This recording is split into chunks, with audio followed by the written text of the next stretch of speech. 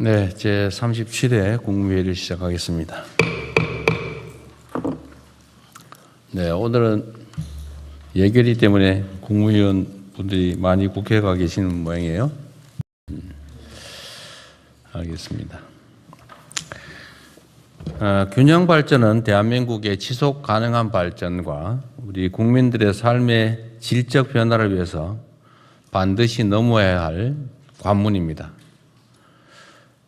한편으로는 부동산 문제 등 수도권 집중에 따른 많은 문제들을 해결하는 길이기도 합니다. 대한민국이 가지고 있는 많은 문제 중에 가장 핵심적인 문제가 수도권 1극 체제입니다.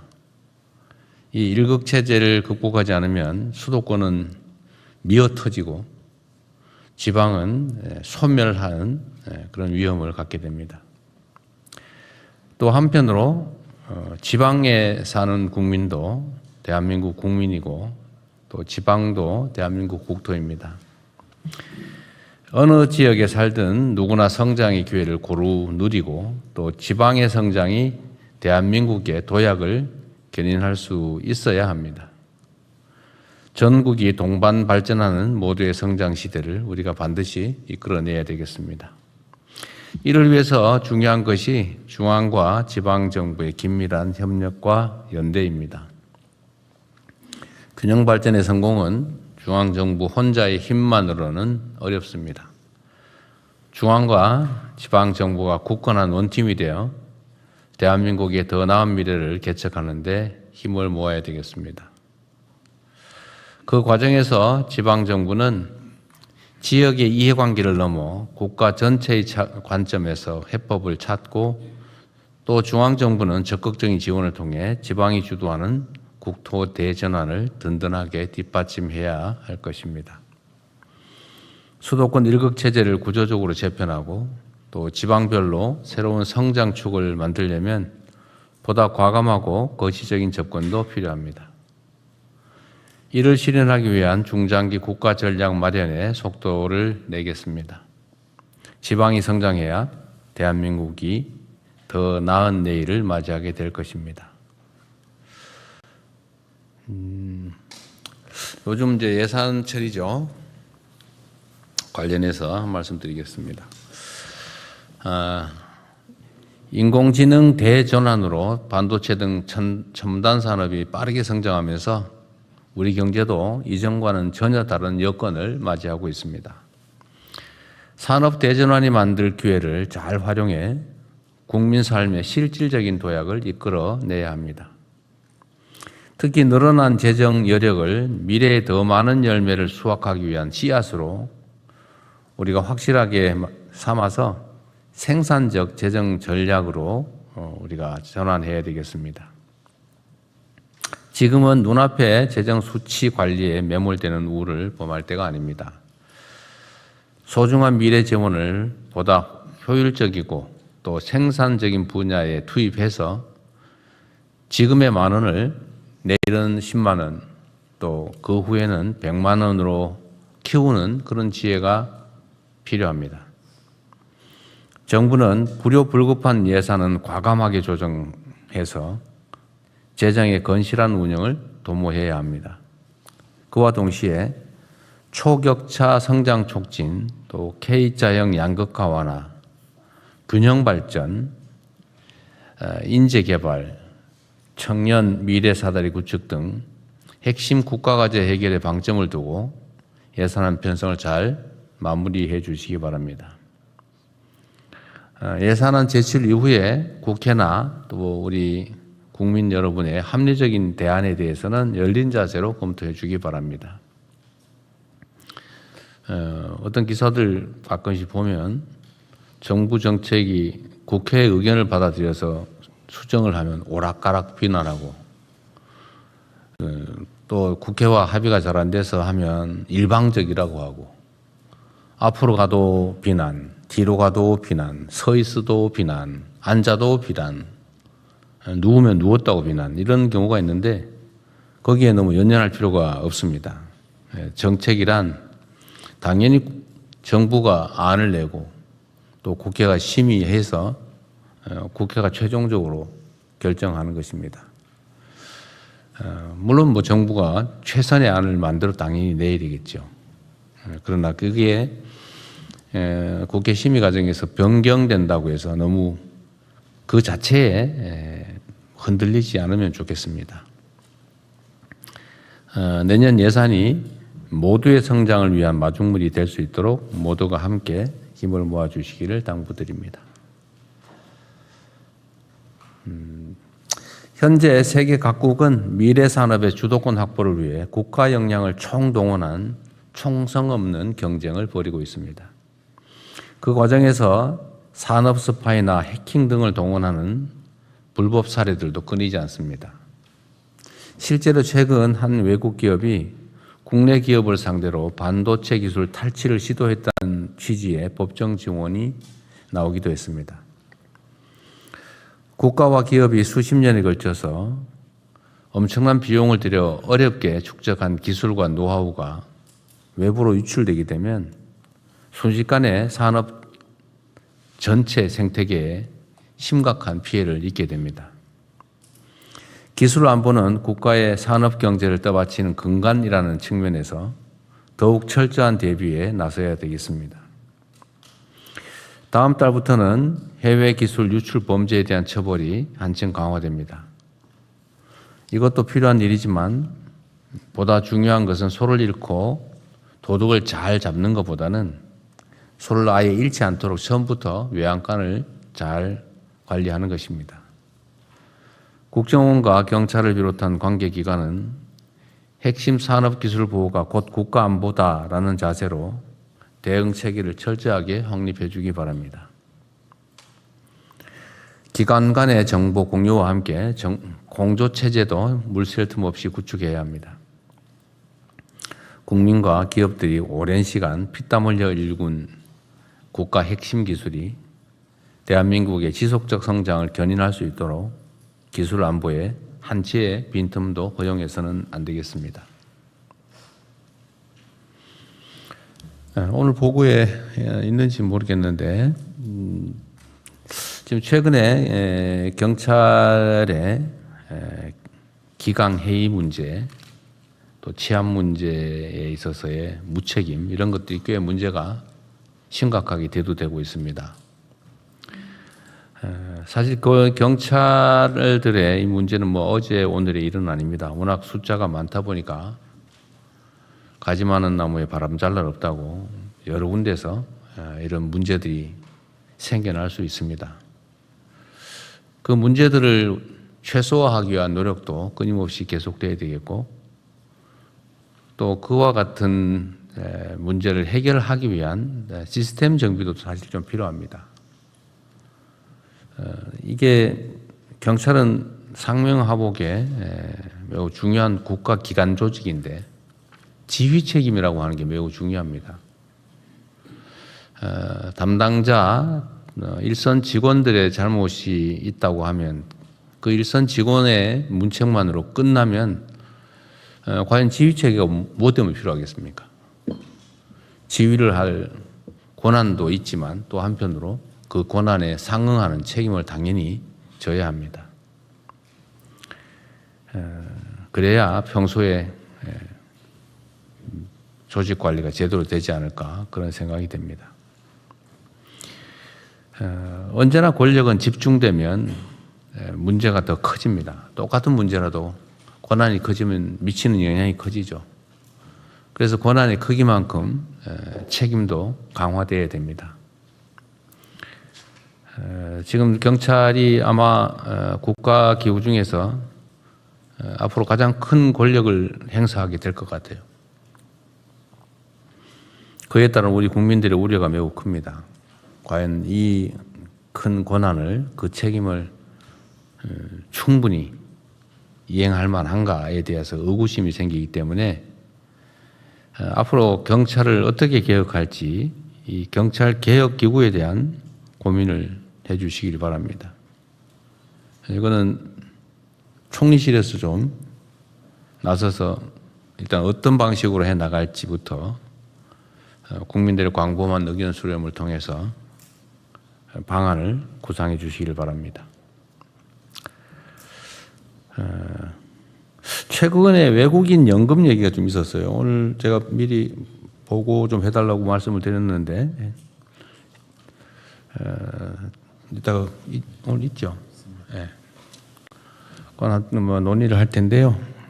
비공개 논의 사안으로 되어 있네요. 하여튼 중요한 것은 어떤 제도를 설계하면 완벽할 수가 없기 때문에 빈틈이 생깁니다. 이 빈틈을 없애기 위한 노력도 당연히 중요한데 그 빈틈이 발견됐을 때 최대한 신속하게 그 빈틈을 메우는 보완이 필요합니다. 그러려면 그 문제가 생겼는지 안 생겼는지를 자체 점검으로는 다 완벽하게 안 되기 때문에 끊임없이 이게 현장에서 이 집행되는 과정의 문제점들을 살펴야 됩니다. 최근에 이 문제들이 여기저기서 지적이 되던데 어쨌든 좀 신속하게 대안을 마련해 주십사 말씀드렸는데 오늘 안건이 올라왔군요. 어쨌든 요건 이 사안 자체만이 문제가 아니고 다른 모든 국가 정책 사안들에 대해서 어쨌든 문제는 생길 수 있다. 그러나 그 문제가 생겼을 때 얼마나 신속하게 또 완벽하게 그 문제를 시정하느냐, 대안을 만들어내느냐가 진짜 실력이라고 생각됩니다. 다른 정책 분야에도 타산지적 삼아 주시면 좋겠습니다. 촉법소년 그 연령 좀 하향 문제도 너무 오래 지연되는 것 같아서 신속하게 결론을 냈으면 좋겠습니다. 뭐 결론은 범위는 정해져 있죠.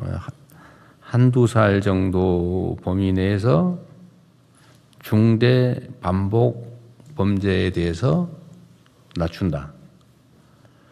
이 점에 대해서 우리 국민들의 의견이 어떠신지도 한번 다시 스크린 해본 다음에 좀 조기에 정리를 하고 입법했으면 좋겠습니다. 그리고 마침 오늘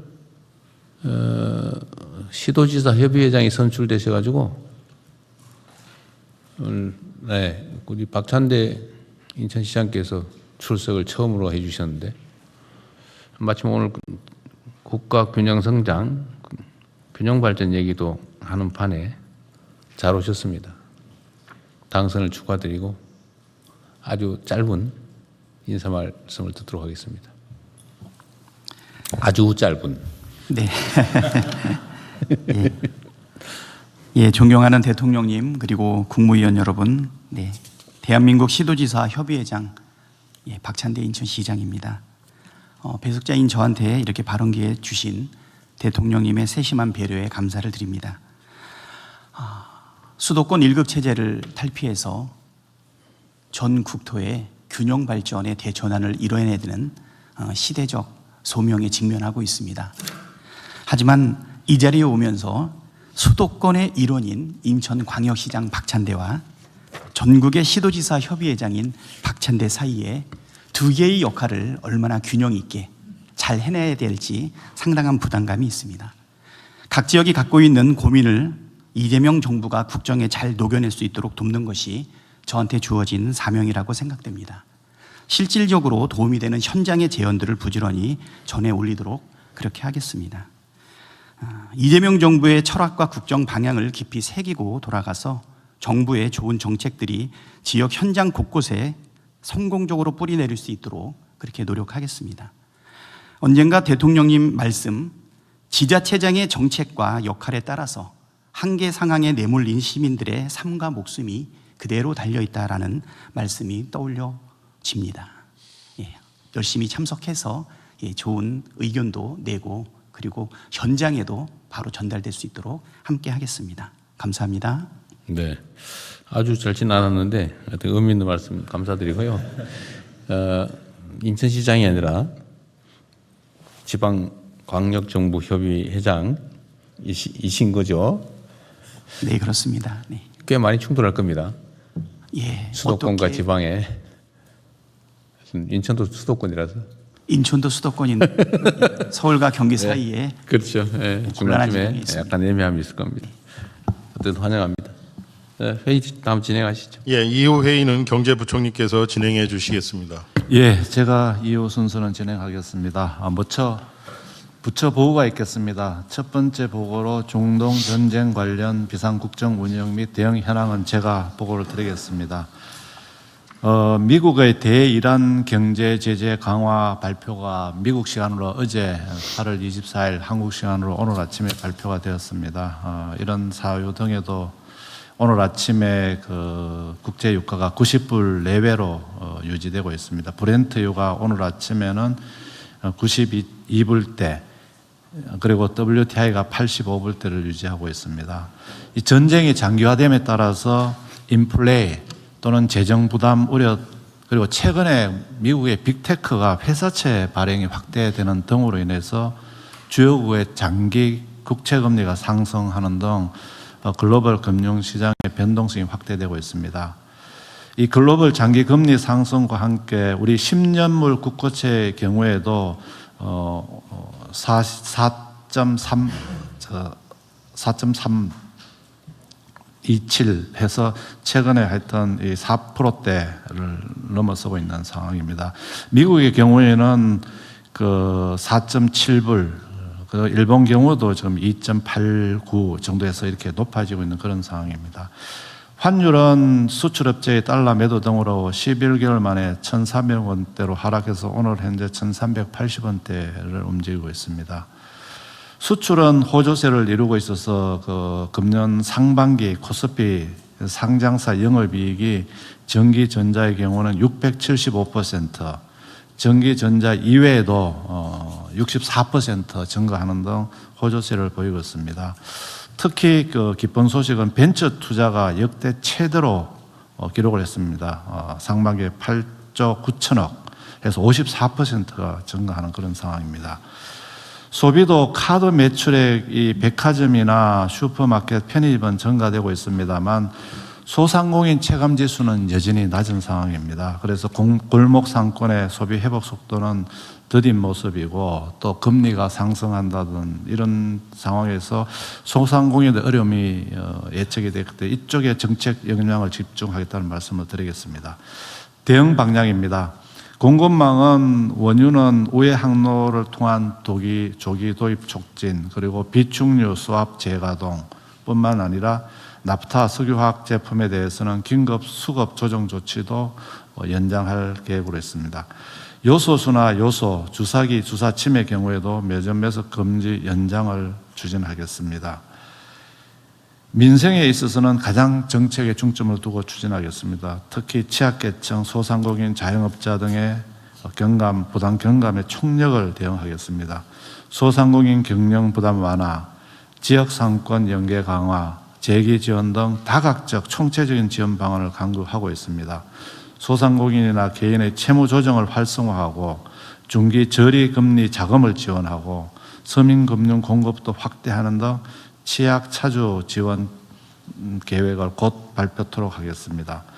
9차 석유 최고 가격은 최근의 유가 상황 등을 감안해 동결했습니다. 그리고 9월 추석을 맞이해서 성수품 할인 지원, 공급 확대, 또 휴가비, 교통비 경감 등 다양한 정책을 마련해서 9월 초에 발표하겠습니다. 청년 일자리 회복 방안을 8월 말에 마련해서 발표하고 지금 2차 모두의 창업 프로젝트를 9월 17일까지 모집 공고를 시작했습니다. 많은 참여를 부탁드리겠습니다. 이와 함께 청년 고용 창출 효과가 높은 벤처 투자 활성화 노력도 지속 강화하도록 하겠습니다. 참고로 중기부에서 최근 발표한 벤처 투자 유치 스타트업의 투자 유치 후 고용을 보면은 11% 이상이 증가했고 청년 고용 비중도 60% 수준으로서 벤처 투자에 역점을 두고 정부와 정책적 노력을 집중하도록 하겠습니다. 이상 보고를 마치겠습니다. 지금 석유 최고 가격은 지금 공급 가격 기준으로 계속 동결을 하고 있는 거죠. 네네. 유지하고 있고 지금 석유 원유 가격이 90불대가 되면 현재 우리 그 최고 가격에 의하면 산업계가 어쨌든 매출에서는 손해를 보는 거죠. 어쨌든 이론적으로는. 네, 그렇습니다. 유가가 오른 만큼 이제 그런 손해는 보는데 다행히 대통령님 그 환율이 네. 1,380원대다 보니까 이 환율 작용이 또 작용한다면은 지난번 1,400원대보다는 수입 가격이 좀 떨어지나요? 좀 떨어지는 효과는 있다고 보여집니다. 지금 1,500원대에 비하면은 어떤 10% 가까이 네. 떨어진 거죠. 네. 어쨌든 원래 수입 부담은 조금 줄어든 거군요. 네. 그리고 벤처 투자가 56% 전년 대비 56%다. 8월까지 벤처가 어디 요 두 번째 네모에 있습니다. 보면은 수출 호주. 네. 벤처 투자 8. 이게 지금 전반기 대비한 거. 예, 전반기 상반기가 작년 상반기 대비해서 네. 50% 늘었다 그런 거군요. 어쨌든 뭐 잘하셨는데 좀 더 확대해야 될 것 같아요. 작년 전반기는 벤처 투자가 최악일 때 아닙니까? 최악이었습니다. 예. 그래서 그 기술적 반도 효과도 있지만 최근에 저희들이 그 청년 창업 활성화하고 이런 부분이 벤처로 연결되도록 하겠습니다. 알겠습니다. 다른 국무위원님들 의견 있으면 말씀하시고 다음 한 건으로 넘어가죠. 예, 더 이상 의견이 없으시면 원안대로 접수하겠습니다. 다음은 독자 AI 모델 개발 도전 의미 성과에 대해 과학기술정보통신부 장관께서 보고해 주시기 바랍니다. 네, 지난주에 독자 AI 모델 2차 발표가 있었습니다. 독자 AI 모델 개발 도전의 의의와 성과 그리고 향후 방향에 대해서 보고 드리도록 하겠습니다. 지금 이 순간에도 AI는 인류 역사상 유례 없는 속도로 진화하고 발전하고 있습니다. 최근에 미국과 중국은 자국의 최상위급의 AI 모델에 대한 해외 접근을 차단했거나 앞으로 차단 중인 논의를 하고 있는 것으로 알려져 있습니다. AI 모델은 이제는 국가 안보 그 자체라고 할 수 있습니다. 독자 AI 모델을 만든다는 것은 그 기술을 다룰 수 있는 인재 그리고 그 인재들이 성장할 생태계를 이 땅에 갖는 일이라고 할 수 있습니다. 그리고 이 생태계는 다시 더 우수한 인재를 대한민국으로 불러들일 수 있습니다. 실제로 독자 AI 모델 개발 프로젝트에는 79개의 기업, 대학 등이 참여하였고 1,000여 명이 넘는 AI 인재들이 이 도전에 함께하고 있습니다. 실제 경제적인 측면에서도 이 엔트로픽의 시총을 보면은 제조업을 능가할 정도로 높은 가치를 만들어내고 있습니다. 엔트로픽은 설립된 지 채 6년도 안 된 스타트업입니다. 이는 AI를 가진 자가 세계 경제판을 다시 짜고 있다는 반증입니다. 독자적인 AI 모델 개발 역량을 확보하는 일은 더 이상 기술 문제가 아니고 국가가 스스로 설 수 있느냐 없느냐의 문제라고 할 수 있겠습니다. 다음 독자 AI 모델 개발의 기술적 성과에 대해서 말씀드리도록 하겠습니다. 국민주권 정부 출범 이후에 독자 AI 모델 개발에 전념해서 투자하고 저희가 개발해 오고 있었습니다. 그 결과 올해 미국의 비영리 연구기관 에포크 AI에서 우리나라가 개발한 독자 AI 모델들은 주목할 만한 모델로 모두 선정되었고 올해 이 명단에 이름을 올린 나라는 전 세계에서 단 3나라, 미국, 중국 그리고 대한민국 뿐입니다. 뿐만 아니라 AI 강국으로 불리는 싱가포르, 프랑스, 캐나다의 성능도 앞서고 있습니다. 아울러 주요 글로벌 AI 모델 평가 기관인 아티피셜 애널리시스에서 점수를 측정받는 국내 AI 모델 기업도 7곳에 달합니다. 그리고 올해 이번 그 2차 발표에서 한 개 기업이 탑10 안에 드는 성과도 차지했습니다. 다음으로 이미 독자 AI 모델에 대한 어떤 기본적인 강점 그리고 적용 분야에 대해서 말씀드리도록 하겠습니다. 4개 컨소시엄이 참여를 했습니다. 첫 번째로 SK 컨소시엄에서 SK는 국내 제조산업, 국방 분야 등에 실제 접목할 수 있는 AI 모델을 발표를 하였습니다. LG AI 연구원은 우리나라에서 가장 큰 AI 모델 7,508m 개발을 발표하였고 안전하고 신뢰성 있는 AI 모델 분야에서 세계적으로 높은 점수를 받았습니다. 업스테이지는 독자 AI 모델 발표를 통해서 오픈라우터라는 전 세계 AI 모델 사용 플랫폼에서 1일 사용량 세계 9위를 차지할 정도로 전 세계에서 널리 활용되고 있습니다. 모티프 테크놀로지는 글로벌 AI 모델 성능 종합 점수에서 우리나라 최고점을 받았습니다. 이는 발표 당시 전 세계 개방형 모델 6위를 차지할 정도로 우리나라 AI 모델의 개발 역량을 드높였다고 할 수 있겠습니다. 이렇게 만들어진 AI 모델은 허깅페이스라는 오픈 사이트를 통해서 오픈 소스 사이트를 통해서 국민 누구나 다운로드 받아서 활용하실 수 있습니다. 이 AI 모델은 주로 이제 개발자들이 많이 다운로드 받아서 사용되고 이 개발자들을 통해서 이 AI 서비스화되어서 국민들께서 사용하실 수 있게 됩니다. 대표적인 사례 몇 가지 말씀드리겠습니다.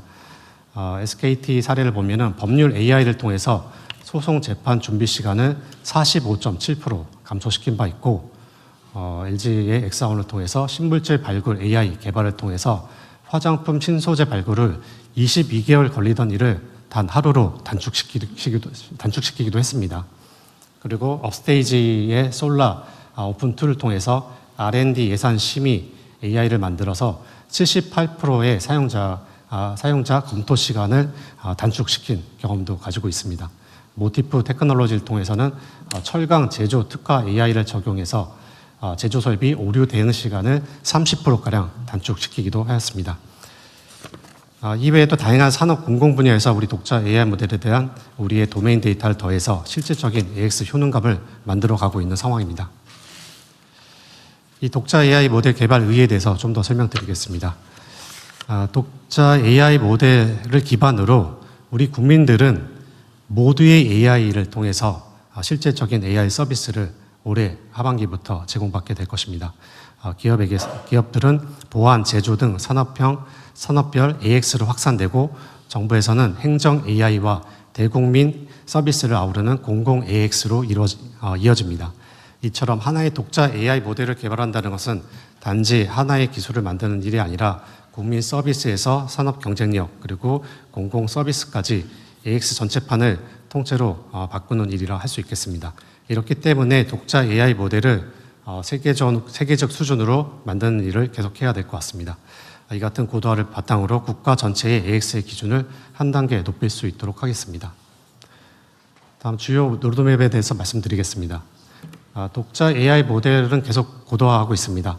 지금 3차 지금 단계에 돌입하여 있고 지금 현재는 중국의 그 개방형 AI 모델에 다소 조금 못 미치는 상황이나 올 하반기에는 이를 추격해서 달성할 수 있을 거라 보고 있습니다.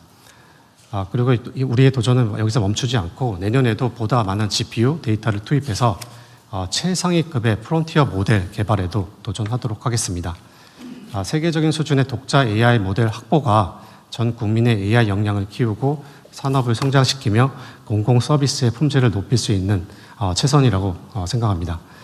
모두의 AI는 9월 달에 베타 서비스를 시작합니다. 12월 정식 서비스를 차질 없이 준비하도록 하겠습니다. 보안 특화 AI 역시 올 하반기 취약점 탐지 등 1차 개발을 거쳐서 내년에는 데이터 투자를 통해서 AI 기반 보안 체계로 고도화하겠습니다. 그리고 독자 AI 모델은 범정부 행정만의 기본 AI 모델로 지속 활용되며 정부 효율화와 공공 서비스 질적 향상을 뒷받침하도록 하겠습니다. 우리나라가 명실공히 AI 강국을 도약할 수 있도록 독자 AI 모델을 지속해서 발전시켜 나가도록 하겠습니다. 이상 보고 마치겠습니다. 네. 가계부가 일도 열심히 하는데 발표도 아주 정성스럽게 준비를 잘하신 것 같아요. 네. 늘 이것도 AI 시켜서 한 겁니까? 발표는 늘 꼼꼼하게 저희가 손을 했어요. 이건 약간 다른 거긴 한데 이 법률 AI 얘기 나와서 그런데 지금 요새 하급심 판결 다 공개하나요? 대법원에서 일부만 공개하고 있습니다. 일부만? 예. 그러면 이거 활용을 못 하는 거네요. 비공개는. 왜 근데 하급심 판결 공개를 법률로 저번에 의무화하지 않았나요? 그러니까 일정을 지금 뭐 단계적으로 나눠 갖고 그래요? 예, 그 정해져 있고 일단은 그 공개하는 그 법원 행정처 쪽에서 적극적으로 공개하려고 하지를 않는 게 가장 큰 원인인 것 같습니다. 그 원래 뭐 저 개인정보 때문에 문제라는데 그 익명 처리하면 되잖아요. 예, 그렇습니다. 그거는 사실 이유가 되지 않습니다. 기계적으로 바로 요새 처리가 익명 처리는 뭐 A, B, C, D, E, F 뭐 해가지고 전부 다 예, 익명은 그렇게 나오고 일상적으로 돼 있습니다. 있잖아요. 예. 그거 한번 챙겨서 별도로 한번 보고 한번 부탁드립니다. 예, 지금 그러겠습니다. 진행 법률상 어떻게 되어 있는지 실제는 어떻게 가고 있는지. 예. 이게 국민들한테 매우 관심이 높은 것 같은데요. 그다음에 지금 어쨌든 이게 작년 하반기부터 이제 우리가 인공지능 분야에 미래 첨단 산업 투자를 시작을 했는데 네. 어쨌든 생각보다 시간에 비해서 성과가 빨리 나는 것 같긴 하네요. 근데 일부에서 그런 지적을 하는 건 있더라고요. 그 뭐라고 그러냐면 이거 그 다음 단계가 뭐냐. 네. 요까지 좋은데 요거 다음 단계는 과연 정부가 책임질 수 있는 거냐. 준비는 돼 있냐 이런 지적을 하긴 하더라고요. 그런 측면에서 이제 독자 AI 모델 처음 시작할 때는 대한민국의 그 GPU 자원이 너무 없다 보니까 이렇게 경쟁 방식으로 이제 몰아주기식으로 이제 저희가 구성을 했는데 계속 이렇게 할 수는 없을 것 같습니다. 지금 그 독자 AI 모델 개발하는 그 크기 파라미터를 한번 보면요. 지금 3,000억 파라미터에서 7,500억 파라미터 이 정도를 만들어내고 있는데 빅테크의 그 프론티어 모델들은 그 수조 단위가 넘습니다.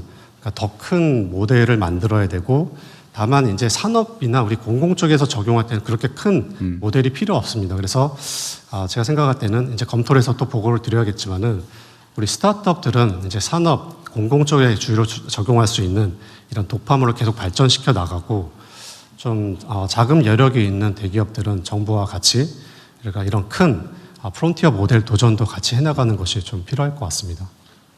이게 뭐 적절할지 모르겠는데 어쨌든 좀 비전문가들 입장에서 보면 인공지능이라고 하는 게 자동차로 비교하면 말이에요. 과거에는 이제 수레 달구지를 끌고 다니던 시대, 자전거 타고 다니던 시대에 자동차 개발 경쟁이 시작됐다. 최첨단 자동차를 개발하고 엔진을 설계하고 뭐 배기가스를 어떻게 하고 이런 복잡한 문제를 국민이 모두 알 필요는 없는 거죠. 우리 국민들이나 개별 기업들이 필요한 거는 그렇게 잘 만들어진 자동차를 어떻게 쓸 거냐, 어떤 용도로 어떻게 잘 활용할 거냐 이게 중요하잖아요. 네, 맞습니다. 운전면허를 따고 또 그거를 뭐 사업에 활용하고 또 뭐 운수 사업을 만들고 화물 사업을 만들고 하여튼 이렇게 인공지능이라고 하는 걸 기본적인 토대를 구축해주면 국민들은 이걸 어떻게 활용할 거냐의 기회를 갖는 거잖아요. 그 기회를 넓혀주는 게 우리 정부가 할 일이죠. 네, 맞습니다. 근데 그 중에 하나가 소위 지금 말하는 공공 AI 에이전트 뭐 좀 말이 좀 어려워서 그런데 하여튼 인공지능 비서를 한 명씩 국민들한테 다 붙여주겠다 그 말이잖아요. 네, 맞습니다. 그러니까 우리 스마트폰에 이게 제가 정확하게 이해했는지 모르겠는데 저기 어느 회사에 뭐 내가 뭘 하기 위해서 뭐 어떤 서류가 필요한데 이거 떼어가지고 그 회사에 접수하는 거 좀 해줘. 이렇게 하면은 원래 자 서류 만들어서 당신은 적격이 됩니다. 자격이 됩니다. 그러니까 하세요. 그러면 해줘라고 승인을 하면 그 회사에 접수를 착 해주고 이렇게 정도는 돼야 되는 거 아닌가요? 네, 그런 서비스를 그런 공공 AI 서비스를 이제 모두 AI 통해서 제공을 해드리고 그게 11월부터는 가능해진다는 취지인가요? 아니면 그거보다 약간 수준이 낮다는 얘기인가 혹시? 그 12월부터는 그 정도의 서비스가 이제 가능해질 겁니다. 지금도 이제 행안부에서 비슷한 이제 국민 AI 비서 서비스를 지금 하고 있고 좀 더 발전시켜서 국민들께서 일단은 저희가 목표로 하는 바는 지금 그 대통령께서 말씀하신 내용도 우리가 필요한 부분들을 직접 명령을 내려서 AI가 수행을 하게 됩니다. 그런데 본격적인 AI 에이전트 시대가 열리면은 AI가 판단해서 알아서 그런 작업들을 좀 해올 겁니다. 필요한 어떤 공공의 어떤 뭐 서비스들, 복지 프로그램들을 알아서 찾아서 우리 사용자, 국민들이 그걸 누릴 수 있게. 사실은 대부분의 그 국민들이 AI를 잘 사용하시는 분도 있지만 잘 사용하지 못하시는 분들도 있습니다. 이런 분들한테는 이런 AI 에이전트 서비스가 굉장히 좀 필수적이라고 생각하고 잘 사용하지 못하시더라도 AI가 알아서 AI 에이전트끼리 서로 소통도 하고 필요한 정보를 찾아오고 관련된 서비스를 신청하고 그 혜택을 이제 받아오는 것까지 이런 걸 목표로 하고 있습니다. 그 이름 좀 좀 쉽게 지어주시면 좋을 것 같아요. 우리 예를 들면 우리 국민들께 공모를 하더라도 AI 에이전트 너무 어려워요. 한 두세 글자로 줄여가지고 공모 같은 거. 한글로 번역한 대변인, AI 비서 이렇게 있는데 네, 비서. 너무 비서라고 너무 딱딱하죠. 여하튼 잘 그것도 한번 찾아보겠습니다. 고민해 주시고요. 지금 정부 정책 관련해서 이게 막 정책 종류가 수백 종이잖아요. 예를 들면. 네. 예를 들면 어떤 장애인이 나한테 제공되는 서비스가 뭐가 있을까? 예를 들면 뭐 교육이든 아니면 뭐 그 복지든 뭐 주택이든 뭐 온갖 정책 종류가 예를 들면 특정 그 장애인에게 적용되잖아요. 근데 본인이 그걸 알 수가 없단 말이에요. 네, 예를 들면 청년들도 요새 그런 얘기를 한다고. 이 도시에 너무 많아가지고 정신이 하나도 없다 이거. 그중에 차라리 몰아서 몇 개로 아주 압축해서 해주면 안 되겠냐 이런 지적을 한대요. 그런데 정부 입장에서는 이 정책들을 나름의 이유가 있어서 칸도 치고 대상도 좀 제한하고 조건도 제한하고 상황도 제한하고 기간도 제한하고 뭐 이런 복잡한 설계를 안 할 수가 없잖아요. 그러면 이거를 수용하는 입장에는 뭐 이리 복잡하게 만드냐라고 할 수밖에 없죠. 정부가 친절하고 섬세하면 할수록 수혜자 입장에서는 예를 들면 수요자 입장에서는 점점 더 머리 아파지는 거예요. 근데 이런 것들을 정리해서 딱 제공할 수 있어야 되거든요.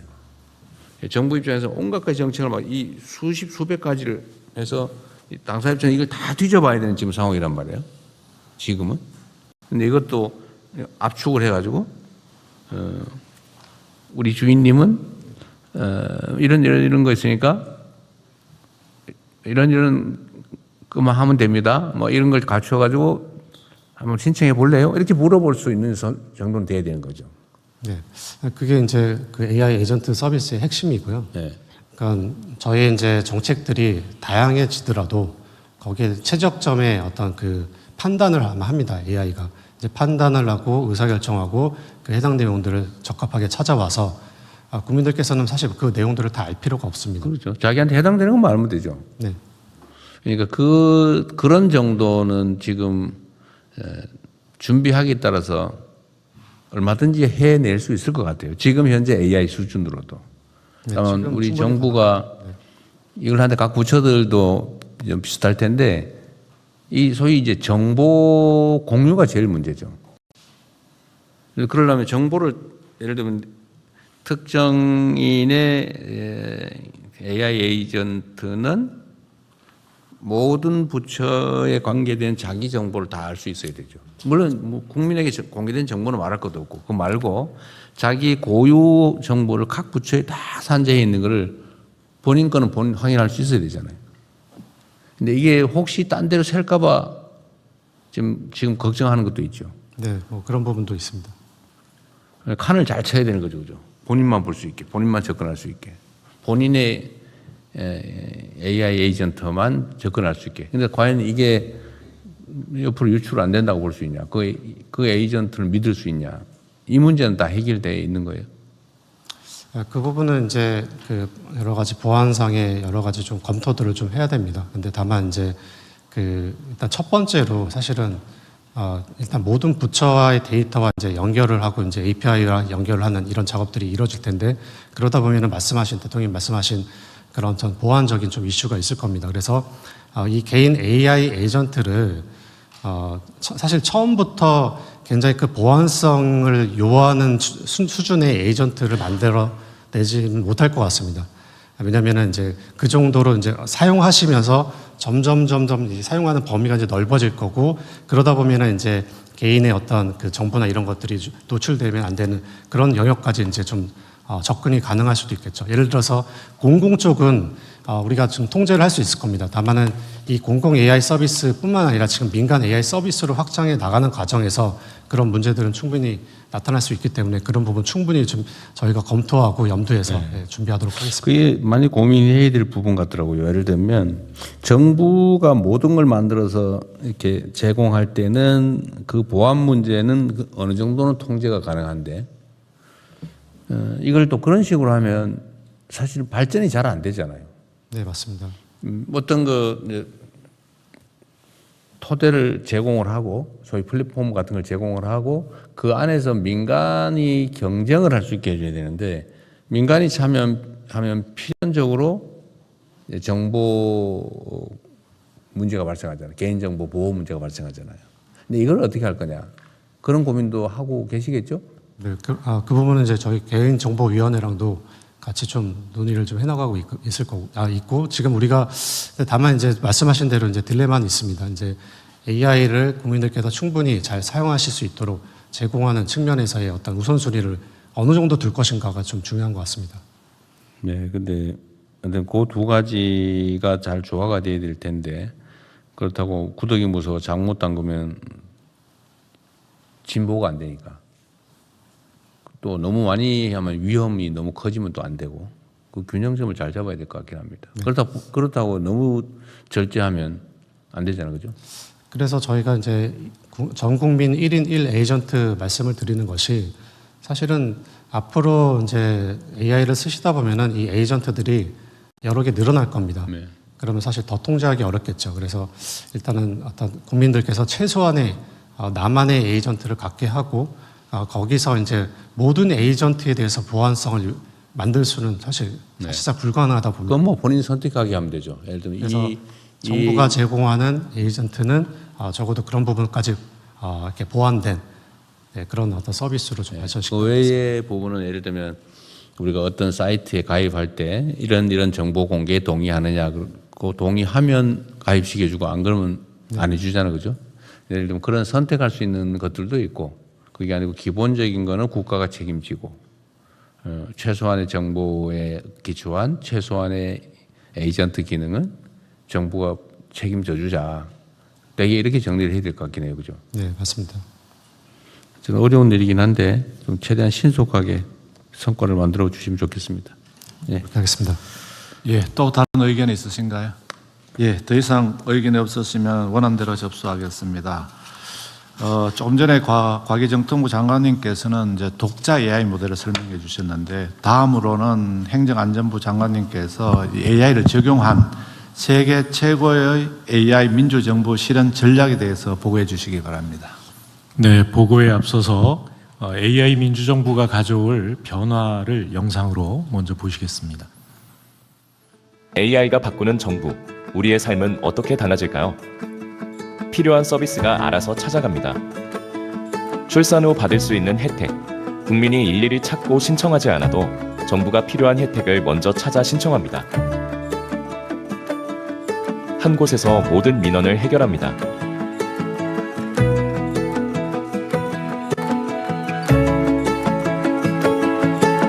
어디에서 무엇을 찾아야 할지 몰라도 필요한 정책과 서비스는 한 곳에서 이어집니다. 현장의 아이디어를 서비스로 만듭니다.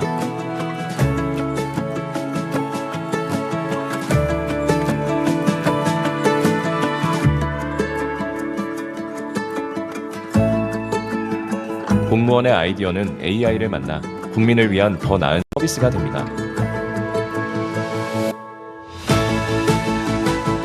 국민에게 먼저 다가가고 국민을 위해 더 잘 일하는 정부.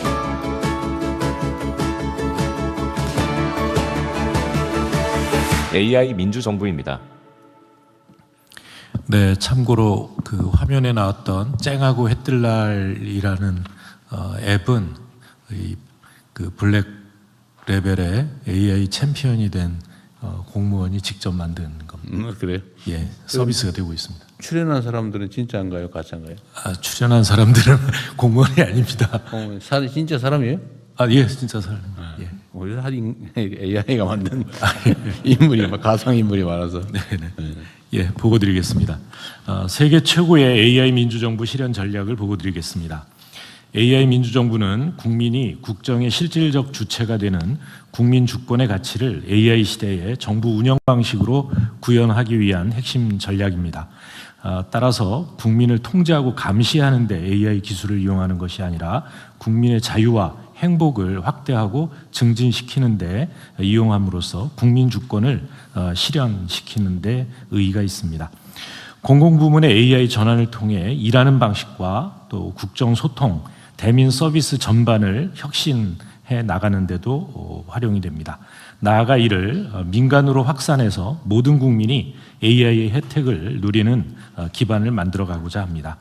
이를 위해 국민이 주인이 되는 AI 시대를 목표로 세계 최고의 AI 민주정부를 실현한다는 그 모토 아래 3대 실현 방향을 정립했습니다. 첫째, AI가 국민에게 필요한 서비스를 먼저 찾아가 제공해서 단 한 명도 소외되지 않는 국민에게 친절한 정부를 만들겠습니다. 둘째, AI를 활용해 국민의 다양한 의견을 폭넓게 듣고 정책에 반영하는 국민과 함께하는 정부를 실현하겠습니다. 셋째, AI와 공무원이 협업해서 행정 업무를 혁신하고 공무원은 국민의 삶에 더욱 집중하는 국민의 유능한 정부를 구현하겠습니다. 이렇게 셋이 for the people, by the people, of the people을 구현하겠다는 의미가 되겠습니다. 다음 페이지입니다. 먼저 친절한 정부를 위해 국민이 체감할 수 있는 AI 서비스를 대폭 확대하겠습니다.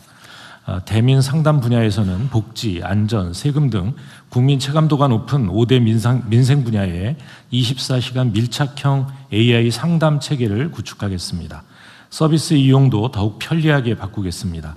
대민 서비스를 통합적으로 제공하고 모두의 AI 등과도 연계해서 다양한 공공 서비스를 쉽고 편리하게 이용할 수 있도록 하겠습니다. 국민 안전도 더욱 세심하게 챙기게 되는데요. 국민안전 24를 통해 22개국 다국어 정보를 제공하고 AI가 위험 상황을 분석해 필요한 정보를 미리 안내하겠습니다. 둘째는 함께하는 정부를 위해 AI 기반으로 국민과의 소통을 넓히고 사회 문제 해결을 지원하겠습니다. 국민과의 소통을 위해 AI를 활용한 모두의 광장을 구축해서 국민의 아이디어가 실제 정책으로 이어지도록 뒷받침하겠습니다. 정보 접근성도 높이겠습니다. 정부 웹과 앱을 AI 기반으로 개편하고 법령과 정책 정보를 AI가 쉽게 활용할 수 있도록 표준화하겠습니다.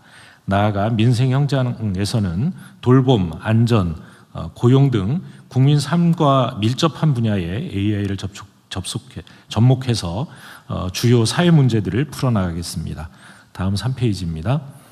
셋째, 유능한 정부를 위해 공직사회의 일하는 방식을 AI 중심으로 혁신하겠습니다. 공공 업무관리 시스템 온 AI를 통해 법령 검토와 보고서 초안 작성을 자동화하고 이를 연말까지 47개 부처로 확대하겠습니다.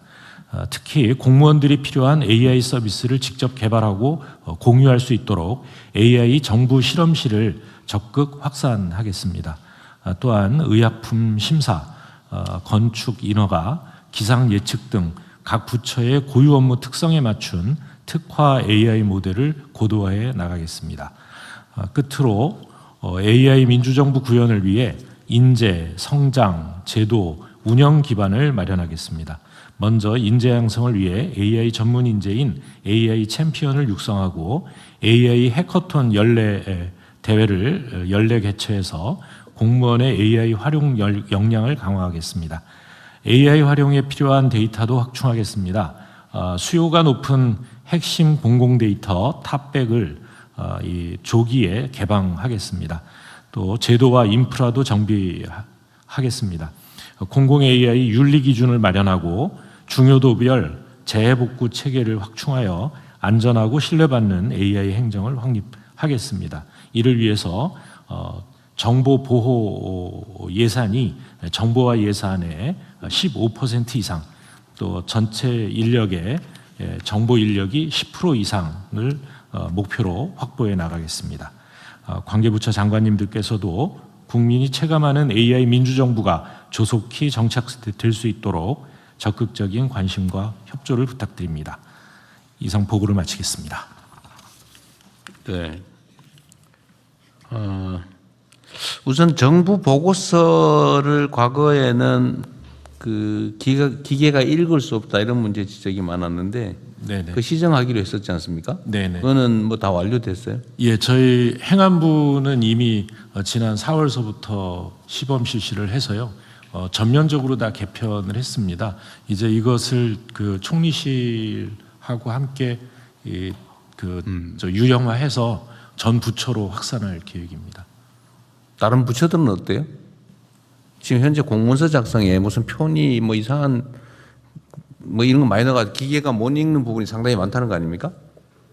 그거 어떻게 지금 바꾸자고 해서 정부 방침을 저희가 정했는데 그러니까 복잡한 도표를 잘 못 읽고요. 그 다음에 이제 이 그림이라든가 뭐 이런 것들로 뭐 형식을 너무 막 다종다양하게 만들어가지고 네. 지금 저기 우리가 있는 저 문서들도 그렇잖아요. 1번을 그냥 이렇게 쓰면 되는데 네모칸으로 하고 그다 안에다 색깔 넣고 네네. 막 이렇게 해놓으면 이게 저걸 다 분석해 읽어야 되는데 결국 못 한다는 거 아니에요? 네, 그렇습니다.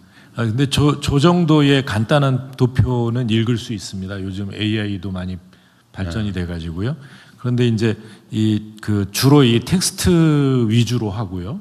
그다음에 그냥 그 개가식으로 돼 있는 것을 주어가 분명한 문장형으로 바꾸고 그전 다른 부처 또 공공기관이나 지방정부나 전체적으로 이 문서 작성 방식을 기계가 읽을 수 있도록 네네. 만드는 거는 국가적 과제인데 아직도 다 된 것 같지는 않아서 제가 말씀드려보는 거예요. 저희 행안부는 지금 다 아니, 행안부 시행을 말고 하고 다른 부처들. 있어서 확산만 시키면 됩니다. 다른 부처들이 어떻게 하는 것도 행안부 소관 아닌가요? 이 문제에 맞습니다. 관한은? 그렇습니다. 지방정부는 좀 어떤지? 네, 지방 정부도 이제 자, 중앙 체크를 정부가 한번 예. 좀 최대한 신속하게 해야 됩니다. 이게 지금 이것도 다 데이터들인데 이 네. 데이터 활용을 제한하기 때문에 과거에 지금 수기 문서로 되어 있던 걸 다 일부러 컴퓨터로 다 입력까지 했잖아요. 네. 그 여러 가지 이 편집 도구를 많이 사용했는데요. 그런 걸 다 걷어내고 이렇게 텍스트 위주의 이 보고서가 정착이 되면 실제로는 그 AI의 모델 안에 들어가서 여러 그 직원들이 함께 보고서를 작성을 할 수도 있고 다양하게 활용이 가능합니다. 약간 전 세계에서 공문서를 이렇게 막 복잡하게 모양 만들고 막 이렇게 하는 게 거의 유례가 없을 정도로 한국이 많이 한다는 거잖아요. 지금 그 과기부총리님 이걸 지금 못 읽는 한계가 있는데 그러니까 이 세계 표준 문서 뭐 판독기라 그럽니까? 어쨌든 이거 읽는데 한국 문서들이 워낙 복잡해 가지고 그 프로그램들은 못 읽지만 우리 입장에서는 그걸 읽을 수 있게 개량을 해야 과거 데이터들을 완전하게 우리가 좀 분석해서 이용할 수 있잖아요. 네, 맞습니다. 지금 이게 두 가지 관점에서 봐야 됩니다. 그러니까 AI가 읽을 수 있는 형태로 우리가 작업할 때부터 이렇게 처음에 만드는 노력도 필요하지만은 사실은 인공지능 기술이 많이 발전해서 지난번에 말씀하신 한글 문서 그리고 복잡한 표도 어느 정도는 좀 읽을 수 있는 단계에 돌입해 있습니다. 예전에 좀 한글이 이제 우리가 좀 힘든 게 특히 PPT 문서가 그 함축적인 의미들 이것들을 잘 못 읽었는데 이런 부분들은 이제 AI가 잘 읽을 수 있고 이런 표나 그리고 뭐 그림도 이제는 어느 정도 사실 인공지능이 최신의 인공지능을 적용했느냐 안 했느냐에 따라서 이제 좀 다른 것 같습니다. 저는 한 80% 정도는 이제 인공지능이 우리 인류가 만든 문서를 읽을 수 있게 됐다라고 보고 있고, 근데 완전히 저희가 이제 온전히 다 활용하기 위해서는 이제 15% 20%를 더 올리는 이런 작업들이 필요합니다. 근데 아마 제 생각에는 거의 3년 안에는 이런 작업들이 다 완성이 되지 않을까 보고 있습니다. 어쨌든 물론 우리가 이제 문서를 읽기 쉽게 만드는 거는 기본적으로 그 비효율을 초래하기 때문에 사실 개선을 좀 해야 되고요. 그 사실 너무 시간 많이 걸리잖아요. 공문서 만드느라고 막 표 만들고 그다 색깔을 넣고 몇 도를 넣을 거냐, 크기 조정하고 이거 얼마나 복잡합니까? 내가 그런 거 최소화하는 게 일단 중요하고 두 번째는 이미 과거에 다 그렇게 일해왔기 때문에 그걸 버릴 수는 없잖아요. 중요한 정보 자산인데 그걸 다 읽을 수 있는 정도로 우리가 개량을 해야 되는 것도 주요 국가 과제인 것 같다 이 말이죠. 네. 다 준비는 하고 있겠죠. 미국 행정부에서 발표되는 이제 문서들 보면은 굉장히 AI가 읽을 수 있게 편하게 이렇게 그 문서들이 만들어지고 있습니다. 그래서 저는 그거는 뭐 저희 과기정통부의 노력보다는 행안부에서 지침을 좀 그걸 새로 만드는 건 할 텐데 과거에 이미 그렇게 만들어진 문서들을 지금 뜯어 고칠 수는 없으니 그거를 읽을 수 있도록 프로그램을 만드는 거는 과기부에서 좀 더 신경을 써야 될 일인 것 네, 같다고 맞습니다. 말이죠. 그 부분은 두 가지로 제가 나눠서 계속 신경 쓰고 새로 하는 건 뭐 좀 할 거고요. 그건 네. 이미 정한 방침이어서. 그다음에 행안부 장관님 이거 제가 공무원들이 예를 들면 막 우리가 막 몇 달에 걸쳐서 막 한 과 단위 팀 단위가 모여가지고 하는 일들을 요새는 이 인공지능 프로그램을 이용해서 그 한 일 사무관이 네네. 뭐 순식간에 처리할 수 있는 프로그램을 며칠 안에 만들어냈다 이런 얘기를 우리 자주 듣잖아요. 네네.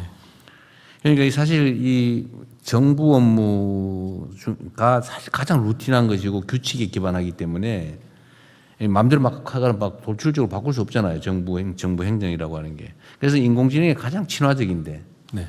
이거를 각계 공무원들을 좀 훈련을 시켜서 지금 다 계획이 있긴 한데 훈련을 시켜서 자기가 처리하는 업무를 전부 다 인공지능화해 나가면 정부 업무가 엄청 효율화될 거 아닙니까?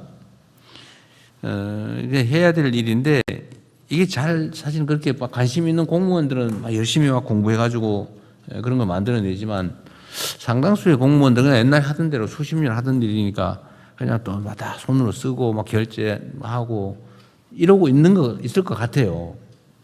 근데 이거를 좀 더 빨리 바꾸는 방법 중에 하나로 그 인센티브를 좀 과감하게 줄 필요가 있지 않을까. 네. 물론 페널티도 좀 필요하죠. 예를 들면 인공지능화가 우리가 지금 이미 닥친 우리의 현실인데 공직자들이 이해에 대한 이해가 부족하다든지 업무를 과거형으로 계속 그대로 한다든지 자기가 그렇게 하면 결국은 고객인 국민한테도 그런 방식의 과거형 업무를 요구하게 돼 있거든요. 네. 자기가 이해를 못하니까. 근데 그렇게 되면 국가 전체가 지체되기 때문에 일단 공직자들이 빨리 바뀌어야 되는데 그 인센티브의 한 방식으로 말이에요. 좋은 프로그램을 만들면 본인이 그 팔거나 뭐 더 얘기하면 창업을 하거나 이렇게 할 수 있는 기회를 주는 거는 지금 현재는 안 되죠. 예, 그 공직자가 창업하는 데는 좀 안 어려움이 되지. 있을 거고요. 예. 다만 그 프로그램을 이 정부에서 그러니까 그 구매를 해서 구매를 해서 일반화 시키는 거는 필요할 것 같고요. 또 우리 이제 그 과기부에 두게 되는 AI 개발팀이 있지 않습니까? 네, 혁신 추진단. 예, 잘 만든 것도 아무래도 아마추어가 AI를 통해서 하다 보면 모든 공무원이 쓰는데 다소 문제가 있을 수 있거든요. 그런 걸 잘 검토해줘서 그래서 이 전체 공무원들의 업무 효율을 높이는 데 이용될 수 있도록 그렇게. 제가 왜 이 얘기를 하냐면 공직자들의 그 노력이나 아니면 창의성이라고 하는 게 한계를 가져요. 예를 든다면 과거에 우리가 코로나 위기를 극복할 때 그 마스크가 어디에 몇 개 있냐. 네네. 이거를 그때 내 기억으로는 3일인가 5일 만에 그러니까 민간인 전문가들이 모여서 만들어냈다는 거잖아요. 네, 프로그램을 만들었습니다. 정부에서 기본적인 자료를 주고 이걸 가지고 어떻게 활용할 건지 지금 며칠 만에 만들어서 전 세계에서 마스크 문제를 순식간에 해결을 했는데 이것처럼 앞으로 정부 행정 영역의 일이긴 하지만 그게 예를 들면 민간이 참여해서 같이 만들 수 있는 기회를 좀 줘야 되지 않을까. 네. 공무원들끼리만 이렇게 하면 그것도 한계가 있잖아요. 그래서 민간하고 협업할 수 있는 그리고 그 사이에서 어떤 경제적 이익을 좀 나눌 수도 있게 해주는 것이 결국은 인공지능 사회를 준비하고 대비하는 데 도움이 되지 않을까 싶어서 한번 그냥 아이디어 차원에서 말씀드려 본 거예요. 네, 그거는 이제 저희가 공공 데이터 탑 100이라고요. 네. 100가지의 일반 이제 민간이나 기업들이 꼭 이 공공이 가지고 있는 이 데이터는 공개가 됐으면 좋겠다고 요청을 해온 게 있습니다. 제가 말씀드린 건 정보 공개의 문제가 아니고 프로그램을 어쨌든 아주 다종다양한 창의적인 이제 프로그램들이 만들어질 수 있는데 일단은 그 기반이 지금은 가장 많은 데이터가 있는 게 정부 영역이라서 그 데이터를 활용한 프로그램을 만들 때 민간에게도 기회를 좀 주고 보안이 유지되는 범위 내에서 예를 들면 전에 그 마스크 공급 시스템 만들듯이 좀 그렇게 민간에게 좀 기회를 주거나 아니면 공유하는 게 훨씬 이제 이 AI 전환에 도움이 되지 않을까 싶어서 드린 말씀입니다. 이게 일단 지금 공직사회 안에서만 하고 있는 거잖아요. 네네. 그래서 그거 한번 연구 한번 해보세요. 예, 그 개발 방식을 좀 연구를 해보겠습니다. 네, 연구를 한번 해보십시오. 지금 여기서 뭐 결론을 낼 수는 없을 것 같고요. 우리 과기부도 마찬가지고. 대통령 한 가지만 좀 말씀드리고 싶은데요. 실제로 이제 공무원들이 인공지능을 활용해서 이제 지금 만드는 것들은 실제 현업에서 좀 불필요한 업무들 그리고 좀 불편했던 것들을 개선하는 일들입니다. 근데 사실 이런 업무들을 할 때 업무 시간에 못하고 이렇게 퇴근하고 좀 하는 경우가 많습니다. 그래요? 그러면 이 일을 온전히 본인 일로 인정을 못 받는 경우도 많은 것 같습니다. 그래서 이런 것들도 저희가 일로 인정하고 사실 이런 업무들을 전담할 수 있는 이런 어떤 뭐 인력 지정도 좀 필요해 보입니다. 아니 관심 있고 역량이 있고 한 사람들은 오히려 그 시간을 할애를 해줘야 될 것 같은데 집에 가서 퇴근 후에 개인 일을 시간을 내서 하고 있다는 건 정말 문제인데 그 지침을 하나 만들든지 해주십시오. 예. 그리고 이제 그 업무 자체가 온 AI 그 AI 모델 안으로 들어가게 되거든요. 그리고 그건 자기가 해야 될 중요한 공무인데 왜 그걸 근무 시간에 못 하고 집에 가서 하게 만들죠? 예. 지금까지는 아마 이걸 공무라고 생각을 안 해왔던 것 같은데요. 취미 활동 비슷하게. 예, 그런 것 같은데요. 이게 이제 그 온 AI하고 AI 정부 실험실이라는 거는 뭐냐면 그런 프로그램을 주로 만들려고 하는 사람들에게 AI 엔진을 제공을 해주는 거거든요. 그래서 그런 것들도 이제 업무 시간을 이용해서 사용할 수 있게 그렇게. 과기부 장관은 아마 어디서 들은 얘기가 있어서 저런 말씀을 하실 텐데 하여튼 저런 걱정이 나오지 않게 네네. 그 당연히 업무 효율 개선을 위한 노력을 당연히 업무로 인정을 해줘야지 그걸 개인 취미 활동 취급하면 안 될 것 같습니다. 네. 네. 네, 저 문체부 장관입니다. 저도 저희 부서 내에 있는 그 AI 챔피언 행안부에서 가서 교육도 받고 하는 친구들이랑 한번 이렇게 간담회도 하고 자주 만나고 있는데요. 그 친구들의 가장 큰 고민은 지금 말씀하셨듯이 일괄호 인정을 못 받고 있고 또 하나는 개인 비용으로 구독을 하고 비용까지 네. 심지어 어떤 조직, 그러니까 산하기관도 보면 조직마다 다 달랐어요. 어떤 곳은 지원을 받는 곳도 있고 대부분은 지원을 못 받는 곳도 있어서 개인이 자기가 뭐 구독료를 내서 하기도 하고요. 또 하나는 이런 일은 이미 이제 관심을 가지고 보기 시작한 친구들한테는 눈에 보이는 이렇게 개선하면 되겠네가 보이지만 전혀 모르는 나머지 구성원들한테는 왜 저걸 저렇게 그렇죠. 눈 감고 다니니까 안 보이죠. 네.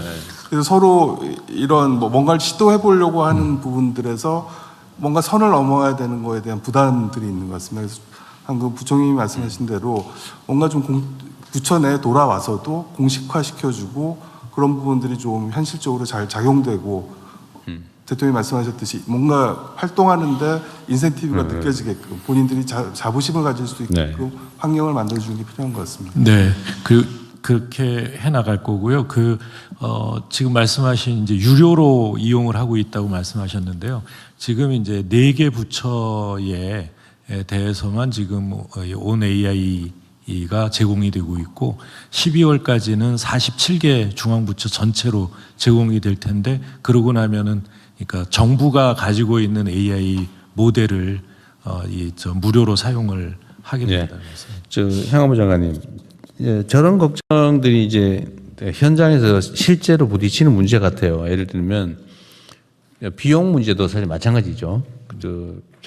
저거는 엄청난 열정이 있어야 하는 일인데 저 비용은 당연히 예를 들면 그 정부 회계에다가 저런 연구 개발 비용을 일종의 뭐라 그럴까 이렇게 칸을 하나 만들어 가지고 필요하면 그 빼다 쓸 수 있게 이런 거 좀 해주면 안 됩니까?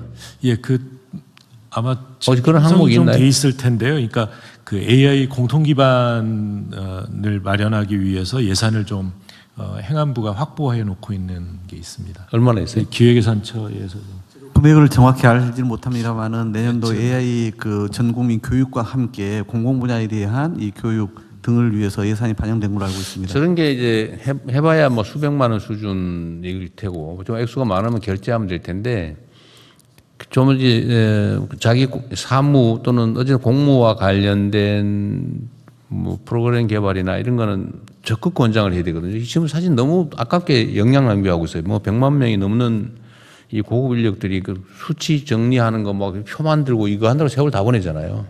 실제로는 그 사람들이 좀 창의적인 일 때문에 국민들의 의견을 듣거나 뭐 좀 새로운 또 효율적인 일들을 해야 되는데 너무 아깝게 지금 낭비되는 것 같아서 제가 자꾸 조급함이 생기는데요.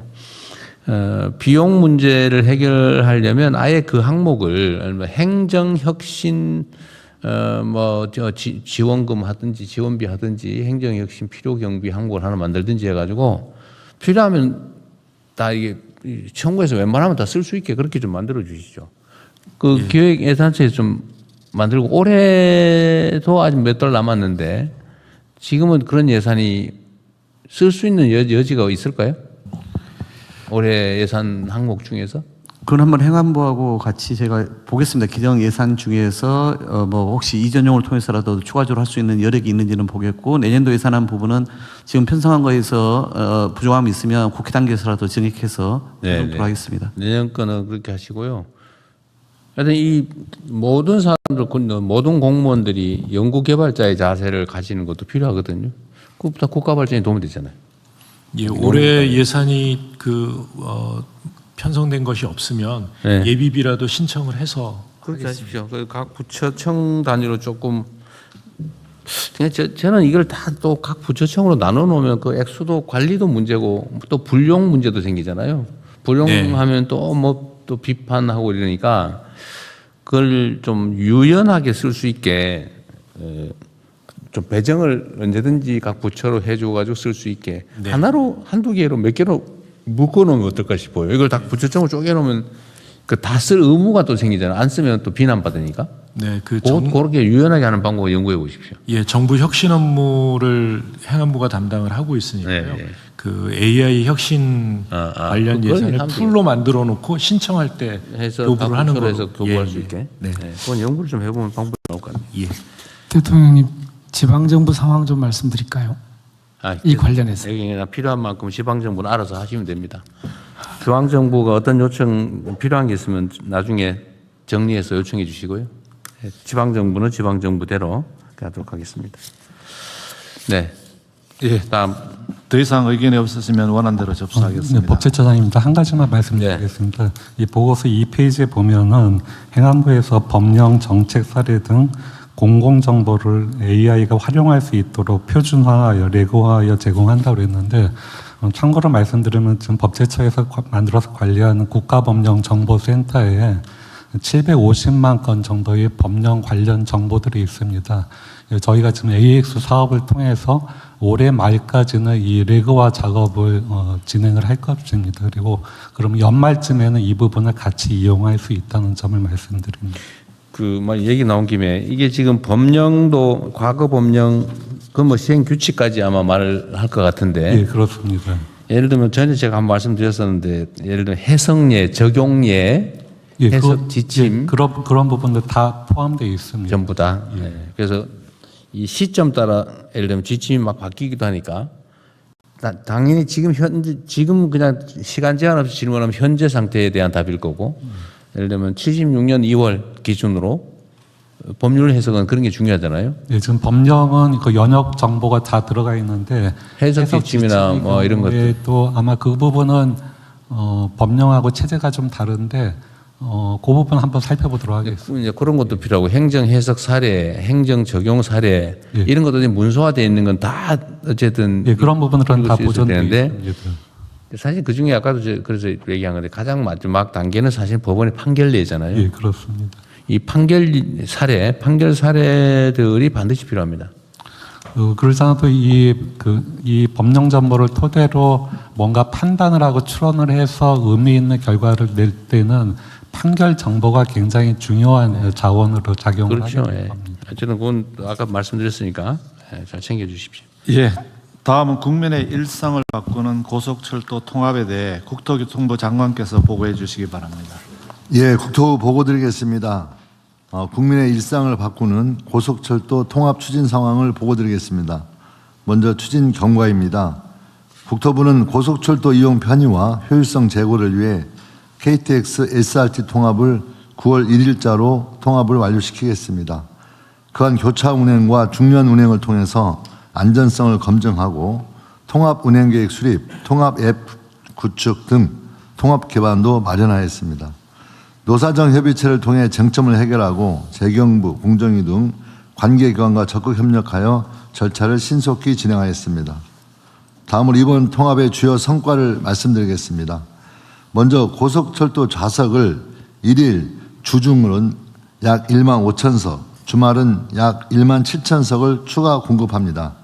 특히 좌석 부족이 극심했던 수서역의 좌석은 약 30% 확대됩니다.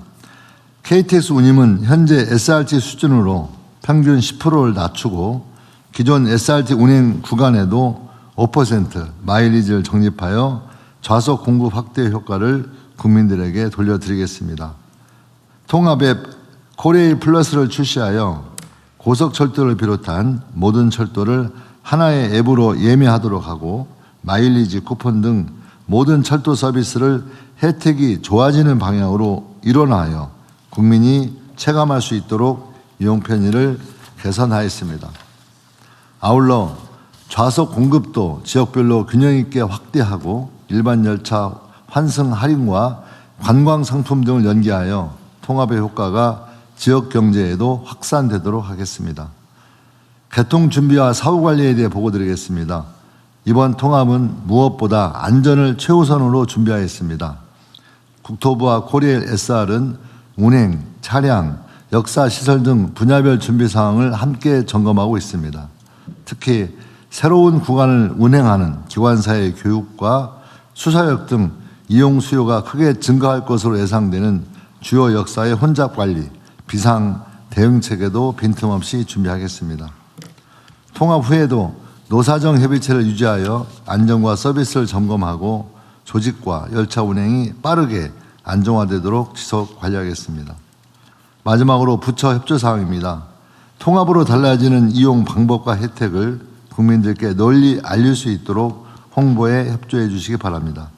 관광, 지역 축제 등 각 부처 정책과 고속철도를 적극 연계하여 이번 통합이 관광, 지역경제 등 국민의 실생활에 체감되는 변화를 창출해낼 수 있도록 협조 부탁드립니다. 국토부는 9월 1일 통합을 차질 없이 마무리하여 더 많은 좌석, 더 낮은 운임, 더 편리한 서비스를 국민이 직접 체감할 수 있도록 마지막까지 철저히 준비하겠습니다. 이상 보고를 마치겠습니다. 네, 우리 국토부 장관님 9월 1일 날 통합되는 거예요? 진짜 이 심각한 일을 빨리 지으셨네요. 예. 네, 생각보다. 원래 12월 말로 계획했다가 네. 대통령께서 더 앞당기라고 해가지고 9월 1일 날 되고 난 다음에 박수를 칠까요? 지금 박수를 칠까요? 되고 잘하셨습니다. 네, 지금 칩시다. 어쨌든 이게 그 매우 중요한 현안인데 사실은 한 10수년 동안 못한 거잖아요. 예. 이게 말도 안 되는 사실 분할이었는데 이게 아마도 부분 매각을 염두에 두고 사실은 효율성 높은 부분만 똑 떼내 가지고 따로 만들어 놨던 건데 그러다 보니까 매우 비효율적으로 운영됐다는 거죠. 잘하셨고요. 생각보다 빨리 됐습니다. 2월 교차 운행 항목에 보니까 중연 운행이라고 되어 있는데 이게 뭔 말이에요? 그 기차가 이렇게 따로따로 작은 기차가 이걸 두 개 연결해서 가는 겁니다. 그러면 이중으로 연결해서 뭐 이런 뜻인가요? 그렇죠. 네, 중복해서 연결해서. KTX 코레일 SRT도 같이 중연해버리는 경우도 발생하고요. KTX, SRT를 같이 묶어서 한꺼번에 달린다. 그러면 어째 수송 효율이 높아진다 그 말이군요. 네. 이게 평택 우송간 그게 복복선화가 안 되면 거기가 너무 많이 몰려가지고 그것 때문에 효율성이 떨어지는 게 있거든요. 그걸 그런 한계 속에서 해결하는 하나의 방법이라고 생각하시면 좋을 것 같습니다. 지금 철도 중에서 충청 지역 어느 일정 부분이 지금 뭐라 그래 병목 현상이 벌어진다고 하던데. 예, 거기가 거기를 다 통과해야 되기 때문에요. 거기에 완전히 지금 그 장기 해결 방안은 있어요? 28년 말에 28년 말에 공사가 마무리됩니다. 지금 공사 중입니까? 예. 그럼 뭐 됐고요. 주중 15,000석, 주말에 17,000석을 추가 공급할 수 있게 됐다. 어쨌든 뭐 중년 운행 등등을 통해서 SRT가 여유가 좀 있었던 거죠. 네. SRT가 여유가 좀 있었던 거죠. 예, SRT가 단독으로 다녔던 것을 엮어서 다니게 되면 더 훨씬 이제 더 많은 좌석이 늘어나게 된 원인이 됐습니다. 하루에 15,000명 추가로 더 탈 수 있게 됐다는 건데 요새 그 철도표 구하기 어렵다는 민원이 꽤 많죠. 예, 특히 고속철도. 외국인 관광객이 늘어가지고 네. 또 외국인들이 점유하는 비율도 높아지고 있죠. 예, 외국인도 늘어나고 또 버스를 이용하던 승객들이 또 고속철도 이용하는. 그러게요. 오히려 버스보다는 더 싸거나 아니면 편의성에 비해서는 훨씬 효과가 싸니까 그 가격 대비 효율이 편하니까 많이 쓴다던데 제가 또 그 얘기를 하려고 하는데 지금 이게 철도 운임은 실제로 적자가 지금 SRT는 남았던 것 같고 예. KTX는 적자였는데 합쳐서 이거 요금을 올린 것도 아니고 중간쯤 한 것도 아니고 SRT까지 내려버리면 기존의 철도 적자가 늘어나지 않습니까? 예. 근데 국민들께 예를 들면 뭐 좀 더 싼 철도를 제공하는 측면도 있는데 이게 결국은 다 국민의 짐으로 계속 적자가 누적되면 결국 세금으로 결국 떼어야 되는데 예. 왜 그랬을까요? 그러니까 일단 그 통합에 따른 그 효과를 국민들이 체감할 수 있도록 만드는 데 목적이 있었고요. 요렇게 요금을 낮춰도 더 많이 타고 다니니까 전체 적자 규모는 비율적으로는 늘지 상당히 않을 거다. 그렇지는 뭐 그런 것 같아요, 내가 보니까. 예, 그런 것도 한편에 있습니다. 예, 알겠습니다. 일단 이렇게 했다니까 하고. 그렇지만 일단 어떤 철도 요금의 적자 문제는 이 문제 통합과 상관없이라도 좀 중요하게 있는 것으로 보여집니다. 어쨌든 통합한 것 때문에 통합해서 어쨌든 10% 요금을 낮춰줬다는 거잖아요. 네. 그 KTX를 낮췄다는 거죠. KTX를 SRT로 맞춘 겁니다. SRT에 낮춘 하향으로 맞춰줬다고 말이잖아요. 예. 그리고 맞추긴 맞춰야 될 텐데. SRT는 마일리지가 없었거든요. 요금이 싸기 때문에. 그러니까 근데 알겠습니다. 마일리지도 준답니다. 하여튼 SRT 수준으로 낮췄다. 네. 그 다르게 할 수는 없으니까 이해를 했고, 그러나 이 전체 철도 운영 적자가 계속 늘어나는 거는 고려는 해야 된다. 예. 그리고 또 한 가지 더 문제가 뭐냐면요. 이게 사실은 전도 현재 좀 더 심각한 문제라고 생각하는데 지금 고속버스 그다음에 그 장거리 시외버스가 계속 사라지는 중이에요. 예. 그게 경쟁력이 떨어진다는 거 아닙니까? 전부 다 철도가 뭐 너무 많이 생겨나고 고속에도 속도도 빠르고 요금도 뭐 저렴하고 상대적으로. 예. 그러니까 버스 이용객이 줄어들면서 지금 터미널들 다 문 닫고 예. 고속버스, 시외버스도 줄어들고 당연히 운전기사들 뭐 어쨌든 그에 관계된 종사자들도 줄어들고 있잖아요. 이게 바람직한가요? 전혀 그렇지 않고요. 그래서 저는 일종의 예. 교통 양극화 아닙니까? 예를 들면 철도, 고속철도 또는 철도가 여기 있는 지역에 사는 사람들은 또 편하게 싸게 빠르게 네. 이용하겠지만 그 외의 지역은 시외버스, 시내버스, 시외버스, 고속버스 타야 되는데 네.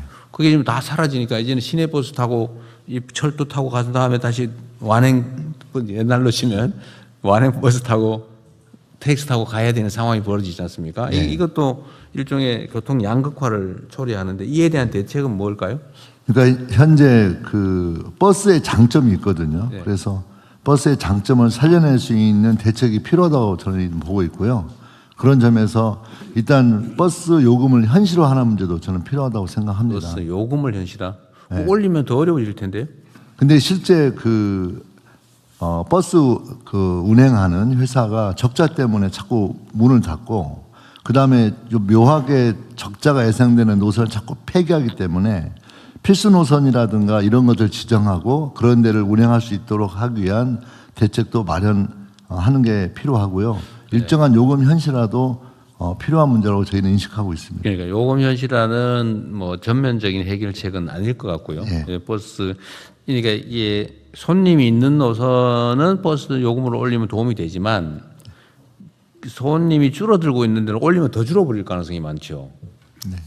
그럼 이 문제를 어떻게 할지를 검토를 좀 하시면 좋겠습니다. 예, 지금 종합대책 마련하는 과정에 그랬어요? 있습니다.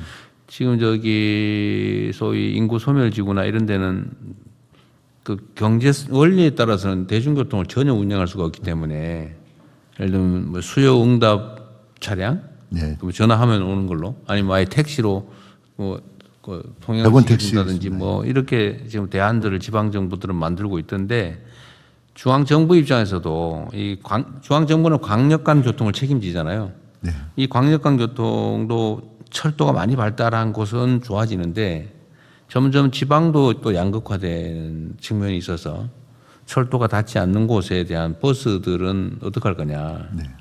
필요하다면 뭐 일부 재정 지원을 뭐 중앙 정부하고 일부 원래는 지방 정부들이 하게 돼 있긴 한데 광역 버스 사무가 지금 지방 사무로 넘어가 버렸죠. 제가 그것 때문에 경기도 지사할 때도 사실 중앙 정부하고 좀 다툰 일이 있는데 이 광역간 버스는 사실 광역 지방 정부 책임이라고 하면 범위를 벗어나는 부분은 해결할 수가 없는데 그건 광역간 시 고속버스나 이런 거는 지금 중앙정부 소관인가요? 고속버스는? 예. 고속버스는 그렇고. 그건 조정하고 협의하고 있습니다. 어쨌든 광역간 교통 문제에 대해서는 버스 문제는 좀 더 고민을 깊이 해야 될 것 같습니다. 예. 종합대책 마련하겠고요. 네, 네. 한 가지 좀 주목해 줬으면 좋겠다고 생각하는 건요. 이 비용 문제가 있게 되는데요. 무인 자율주행 DRT가 그 개발 속도가 굉장히 빨라지고 있기 때문에 그 속도를 빠르게 되면 인건비를 절약한 상태에서 그 무인 자율 DRT가 활성화된다면 굉장히 많은 효과가 있을 것으로 저희들은 예상하고 있습니다. 그것도 감안해서 예. 하여튼 교통 양극화도 우리 사회가 이제 뭐 온갖 영역의 양극화 문제가 발생하고 있는데 교통 편의, 교통 복지라고 할까요? 뭐 하여튼 이 측면에서의 양극화도 문제고 특히 철도 통합 그다음에 요금을 내리면서 또 그 양극화를 격화시키지 않을까 하는 걱정이 좀 되긴 하네요. 네. 예, 대통령 이제 철도 요금 인하된 거는 이 공정위 결정입니다. 두 개사가 이제 통합되니까 그 통합돼서 독점이 이제 더 강화됐다 이런 측면에서 공정위에서 일종의 공정위 결정에 따라서 된 건데요. 경쟁 제한 행위이기 때문에 그렇습니다. 그런데 이게 공기업을 그렇게 또 볼 수 있느냐라는 거는 달리 봐야 될 것 같아서 대통령이 적절히 지적하신 대로 이게 상당히 심각한 또 문제가 있습니다. 그래서 이거를 3년 동안 이렇게 하게 돼 있는데 1년 후에는 공공기관 평가하는 데서 의견을 제시해서 다시 한번 들여다볼 필요가 있습니다. 이게 이제 적절히 지적하신 대로 상대 가격 문제도 있고 그래서 이게 고속버스나 이런 쪽에 미치는 영향도 있고 사실 국민들이 수요가 폭발하고 있는데 철도는 5년, 10년 내에는 증설이 안 되는데 가격마저 이렇게 되면 그 오히려 국민들이 표를 못 구하는 난이 더 가속화될 필요가 있어서 여러 가지를 종합적으로 검토를 해보겠습니다. 지금 제가 어쨌든 그 문제 때문인데 지금 외국인 관광객이 급증을 하면서 거의 다 이 고속 철도를 이용하기 때문에 우리 국민들이 표를 못 구한대요. 싼 건 좋은데 문제는 표를 못 구한다. 이용을 아예 못 한다는 거예요. 근데 이건 그렇다 금방 이게 증설할 수 있는 게 아니니까. 그 문제를 말씀드린 겁니다. 그리고 그 얘기는 좀 다른 측면인데 공정거래위원회? 네네. 그것도 한번 연구를 한번 해보세요. 예를 들면 민간 기업들의 기업 결합, 독점화, 과점화에 대해서는 제재를 강화해서 뭐 예를 들면 요금이나 판매 가격을 못 올리게 하는 건 맞는 것 같아요. 그거는 억제가 기본이니까. 근데 공공 분야에서 국가 공기업을 그거 원래 기본적으로 독점인데 담배 이런 거 다 독점 아니에요 원래.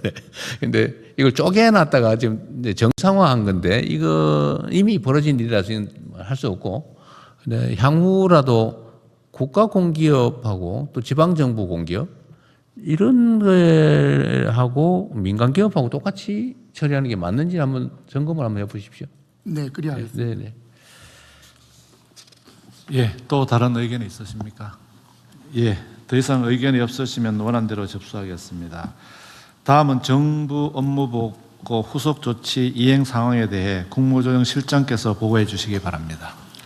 예, 업무보고 후속 조치 이행 상황에 대해 보고드리겠습니다. 이번 업무보고는 나흘에 걸쳐서 총 51개 정부 부처와 140개 공공기관의 보고가 있었습니다. 국민주권정부 1년차 성과를 점검했고요. 2년차 대체불가 대한민국을 실현하기 위한 기관별 핵심 과제를 보고드렸습니다. 후속 조치는 크게 세 갈래로 합니다. 핵심 과제 추진 상황을 밀착 점검하고 대통령 지시사항을 신속하게 이행할 수 있도록 하고 국민 참여단 질의 내용, 온라인 의견을 정축에 적극 반영하는 겁니다. 핵심 과제 추진 상황 밀착 점검입니다. 업무보고 시 기관별로 한 10개 내외 정도 과제를 보고드렸습니다. 이 중에서 범정부 차원에서 밀착 점검해야 될 핵심 과제를 기관별로 5개 내외씩을 선정했습니다. 주로 지방주도 성장, AI 대전환, 국민 생명 안전 관련 과제들이 대표적인 과제입니다. 다음 페이지입니다. 국무조정실은 주요 내용을 국정과제에 반영할 수 있는 만큼 신속하게 반영하고 밀착 점검할 수 있도록 하겠습니다. 이 일은 부처에서 하시는 겁니다. 각 부처에서는 추진 속도를 높이기 위해 시행령 등 하위법령과 적극행정위원회, 감사원 사전 컨설팅을 적극 활용해 주시기 바랍니다. 그리고 또 국민들이 모르는 정책은 없는 정책입니다. 기기마다 국민들께 정책 내용을 알기 쉽게 전달하고 과제 내용도 신속하게 보완 발전시켜 주시기 바랍니다. 두 번째로는 대통령 지시사항 신속 이행입니다. 대통령님께서는 업무보고 과정에서 민생 체감 사안부터 미래 어젠다에 대한 선제 대응까지 국정 전반에 대해 폭넓게 지시사항과 당부를 주셨습니다. 그중에는 다부처 협업이 필요한 사항도 많습니다.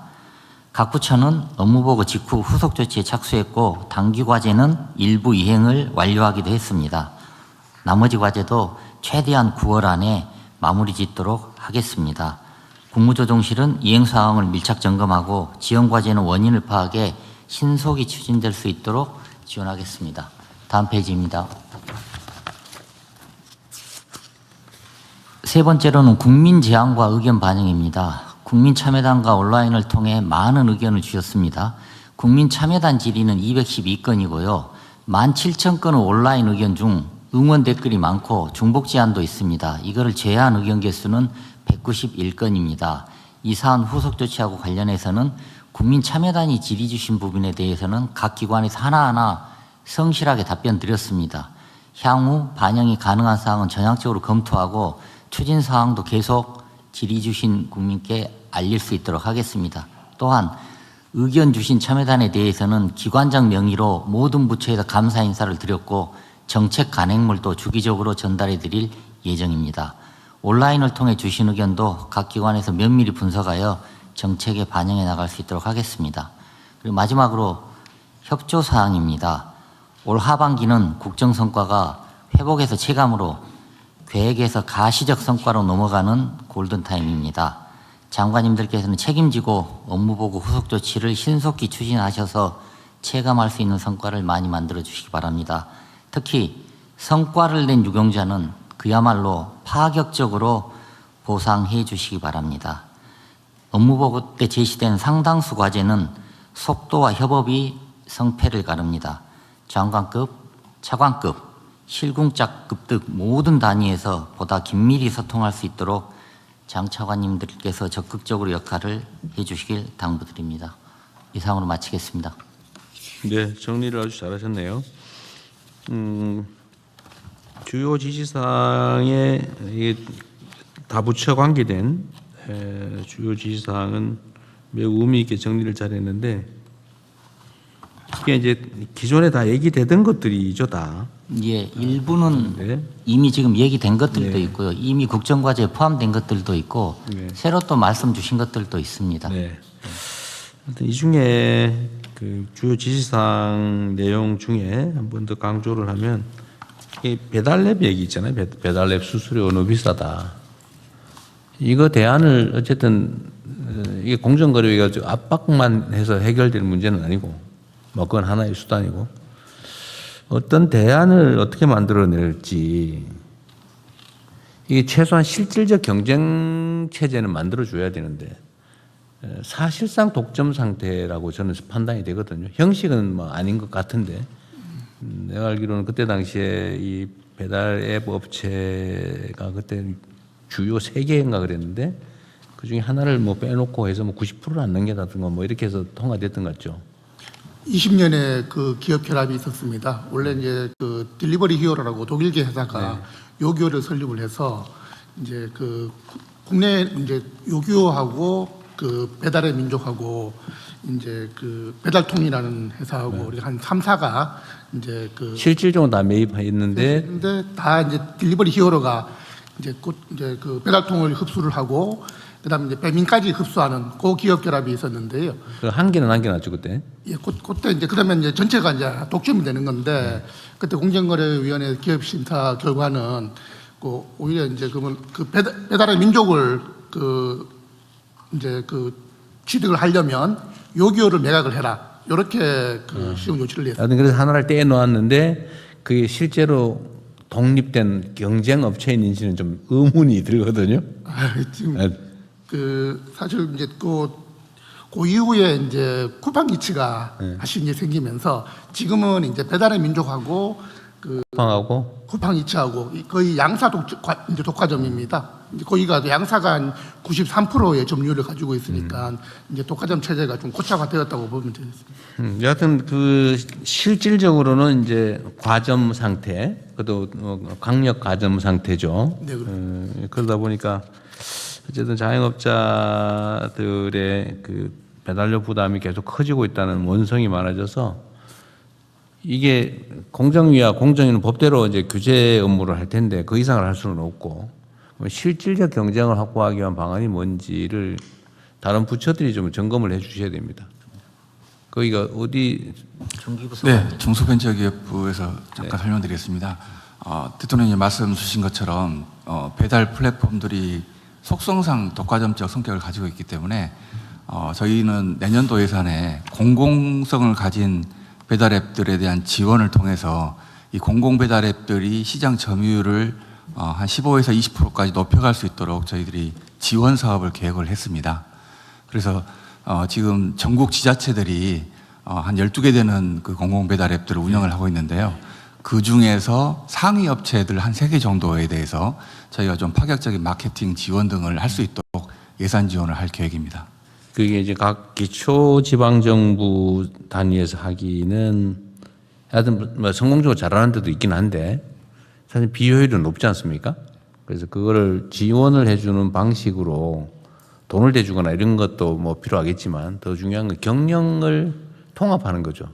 사실 그 지방정부가 뭐 돈 벌려고 하는 것도 아니고 인사권 행사하려고 하는 것도 아닐 텐데 같은 유사한 곳들은 좀 연합을 하든지 아니면 광역에서 하고 있는 곳도 경기도 같은 데 있긴 하니까 좀 지금은 많이 좀 활성화가 안 돼 있지만 어쨌든 그걸 전체적으로 묻고 거기에 대해서 뭐 법률상 또는 국제거래상 허용되는 지원을 해주든지 해서 실질적으로 경쟁을 좀 할 수 있게 하는 게 필요한데 그것 좀 주력을 좀 해주시기 바랍니다.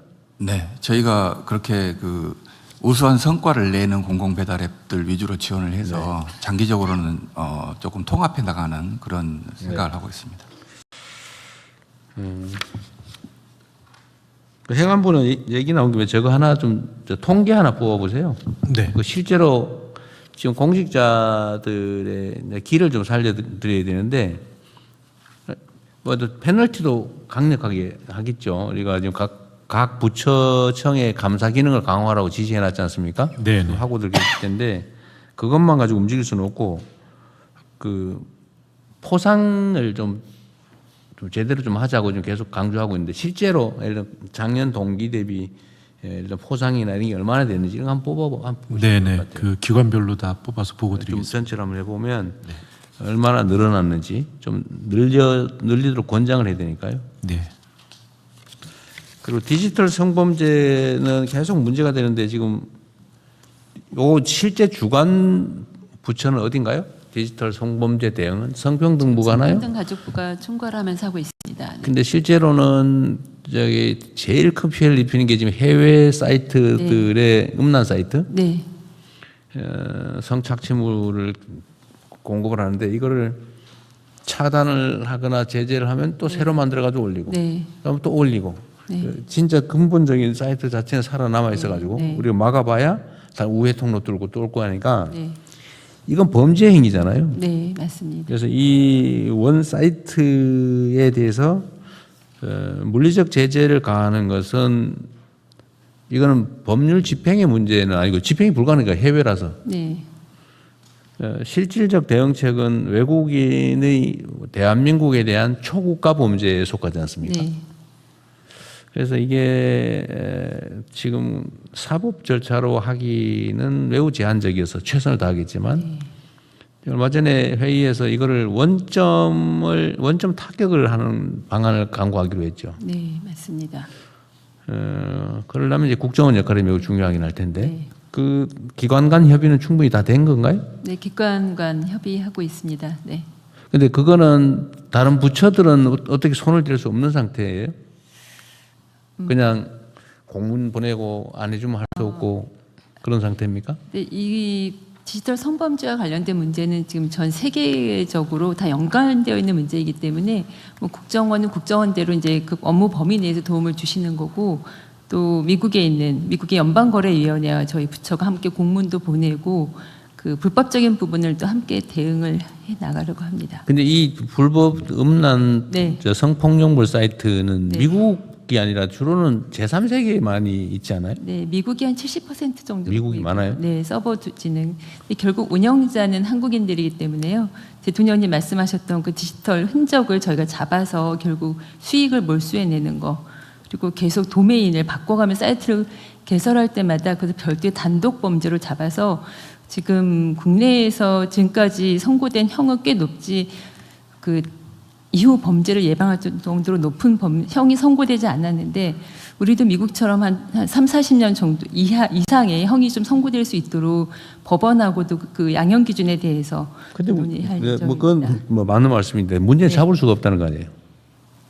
그러나 다 해외에 있고 익명화돼 있고. 네. 그래서 저희가 최근에 지원단과 논의를 하면서 결국엔 내부 제보자를 통해서 저희가 좀 잡아내면 좋겠다. 그래서 대통령님 그동안 계속 말씀하셨던 이 불법 수익이 사이트당 한 2억 원 정도 광고 수익이 나오는데 그 수익에 대한 어떤 제보자에게 수익금에 대한 일부 저희가 그게 유효하면 네. 지금 우리가 대체적으로 실제 환수 취득 금액의 30%를 하고 있잖아요. 네. 근데 그런 범죄 수익에 관한 것이고 그게 만약에 신고나 처벌에 도움이 되면 네. 그 이런 범죄 수익 환수에 대해서는 더 대폭 올리는 것도 검토를 한번 해볼 필요가 있겠네요. 네, 맞습니다. 그럼 그것도 별도로 한번 기한 한번 해보세요. 그러니까 다른 부처들도 마찬가지인데, 그러니까 뭐 예를 들면 뭐 국내에서 영업을 하다가 무슨 담합을 해가지고 이런 거는 너무 많이 하면 좀 가혹한 측면이 있는데. 수익을 목적으로 정말 치명적 범죄 행위를 한 경우에는 그로 인해서 몰수, 추징, 뭐 범죄 수익 환수 이런 거 하는 금액을 굳이 30% 할 필요 없이 뭐 대폭 올려가지고 국가가 수익을 취득하는 게 목표가 아니니까 잡는 데 도움이 되면 그걸 대폭 올리는 걸 한번 다른 부처들도 같이 검토를 한번 해보십시오. 해당되는 불법 범죄 행위를 억제하는데 이런 포상 강화 조치가 필요하다면 추가하는 걸로. 그럼 별도로 한번 나중에 의제로 하나 만들어서 국무조정실에서 한번 취합을 한번 해보죠. 네. 국무조정실 어디? 예, 그렇게 하겠습니다. 그렇게 하십시오. 예, 더 이상 의견이 없으시면 본 안건은 원안대로 접수하겠습니다. 이어서 정부 주요 정책에 대한 홍보 영상 상영이 있겠습니다. 이번 주에는 중소벤처기업부의 영상을 상영합니다. 차관께서 영상을 소개해 주시기 바랍니다.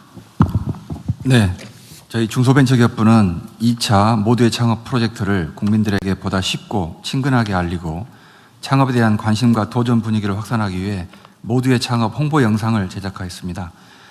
국민들에게 친숙한 방송인인 노홍철 씨 그리고 여행 유튜버 빠니보틀, 방송인 엄지윤 씨가 영상에 함께 참여했고 공개 일주일 만에 영상 조회수 약 1,900만 회라는 높은 국민적 관심을 이끌어냈습니다. 1차에 이어 2차 모두의 창업 프로젝트도 성공적으로 추진하여 국가 창업 시대를 힘차게 열어가겠습니다. 창업할까? 세상에 나쁜 창업은 없어. 창업할까? 아이디어만 가지고 툭 도전. 창업을 해도 될까? 무한 재도전 리스펙. 되면 창업, 안 돼도 스펙. 모두의 창업 2차 모집 8월 커밍 순. 우리 창업이나 할까? 청양고추로 만든 비언 스틱 어때? 좋아. 나 유기견이랑 살짝 매칭해주는 앱. 오, 멋진데? 근데 이런 거 창업이 되나? 완전 되지. 세상에 나쁜 창업은 없어. 최대 10억 상금과 투자 지원.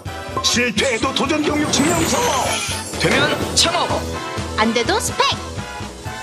모두의 창업. 실패를 두려워 마. 이제 잘못했는데요. 이게 몇백만 조회했다고? 1,900만입니다. 아, 언제 만들었는데? 공개 5일 만에 지금 오늘 5일 만에? 오전 기준으로 1,900만. 그래요? 거기서 거의 신기록에 가까운데. 네, 잘하셨습니다. 네. 예, 이제 그 국민 여러분이 실시간으로 보내주신 의견을 듣고 답변하는 소통의 시간을 갖겠습니다. 국무조정실장께서 국민 의견을 소개해 주시기 바랍니다. 예. 오늘 또 많은 분들이 국무회의를 시청하시고 다양한 의견을 주셨습니다. 먼저 모두 말씀 관련입니다. 석소영님이 계획하신 모든 개혁 완수하시길 바랍니다. 라는 의견을 주셨고요. 제갈순신님이 산업 스파이, 군납, 방산비리 반드시 처벌해야 된다. 이런 의견을 주셨습니다.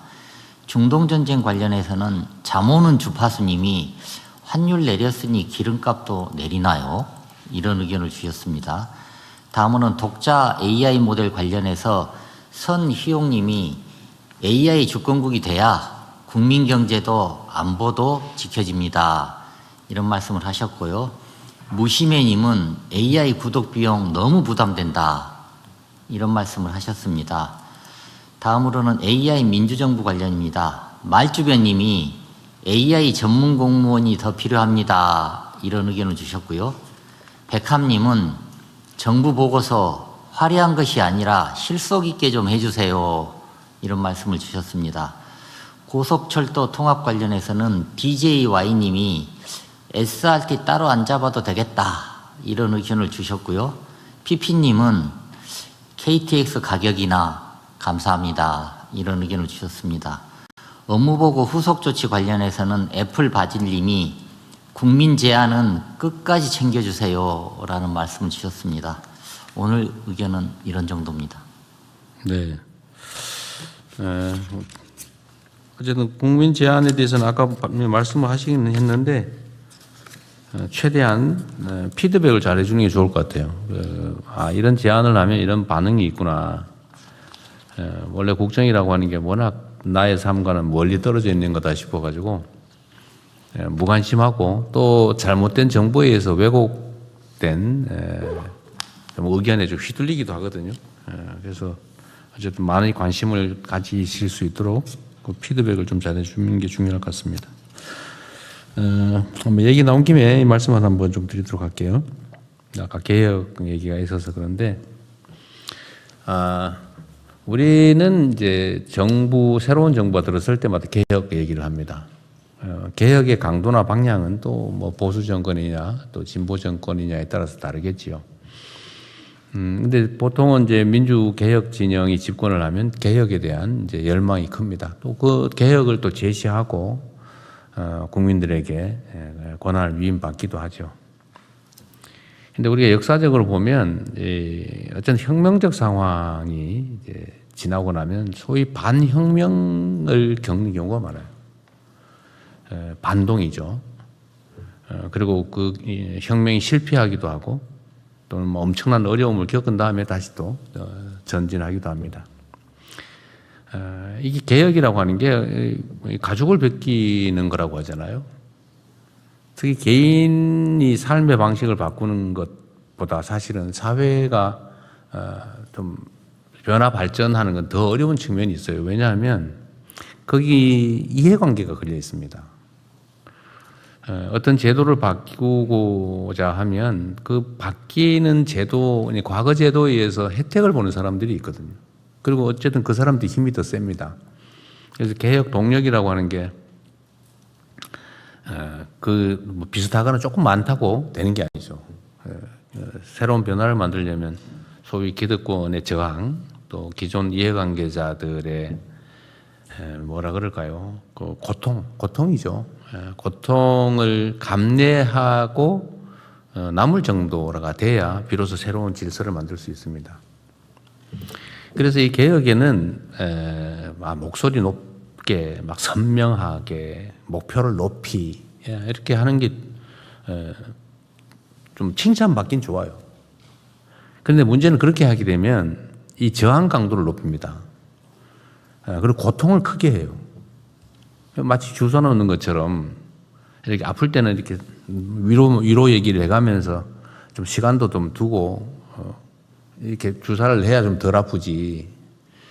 근데 이거는 넌 반드시 맞아야 돼. 안 맞으면 죽어. 이런 식으로 하고 사태질하고 넌 나쁜 거야. 이런 식으로 해버리면 이 저항과 반발이 너무 커져요. 그래서 목표를 이루기도 쉽지 않을 뿐만 아니라 목표를 이루는 경우에도 희생이 큽니다. 손실이 커지죠. 그래서 좀 실용적이고 또 실효적으로 접근할 필요가 있다는 생각이 저의 생각입니다.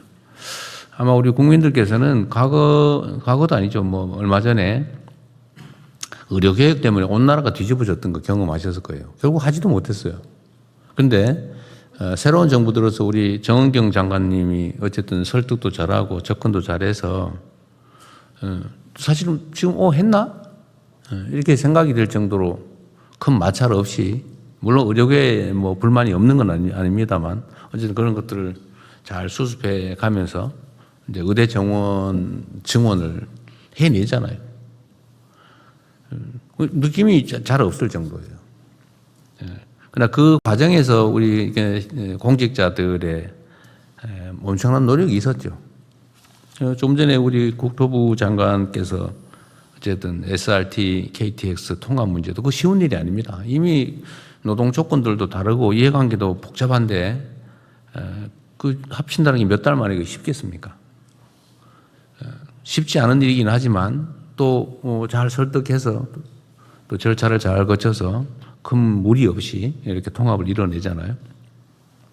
구체적인 예를 들자면 끝이 없을 정도인데 하여튼 중요한 거는 높은 목소리나 과장된 자세가 아니라 정말로 겸손하게 많은 사람들의 고통을 최소화하고 반발도 최소화하면서 성과를 만들어내고 이에 기반해야 또 다른 변화와 개혁도 가능해진다라는 말씀을 제가 드리고 싶습니다. 네. 유가 문제는 지금 한 10몇 % 환율이 떨어진 상태라서 그럼에도 불구하고 어쨌든 90불대, 90불대 하기 때문에 과거의 60불대보다는 거의 한 40% 이상 높은 상태죠. 지금은 여전히 환율을 고려하더라도 수입 원유 가격은 지금 우리 정부에서 정하고 있는 최고 가격보다는 높게 형성될 가능성이 매우 높다. 그 말씀을 드리고요. 지금 현재 해외에 수출하는 뭐 휘발유, 경유, 등유 등등의 수출 가격이 국내 공급 가격보다 훨씬 높죠. 없습니다. 여전히 국제 정제유 가격은 지금 우리 국내 가격보다는 확실히 많이 높다 이 말씀을 드리고 좀만 더 견뎌주시길 바랍니다. 네, 회의는 공개회의는 이걸로 마치죠? 네, 이후 순서는 비공개로 운영하겠습니다. 언론인 여러분께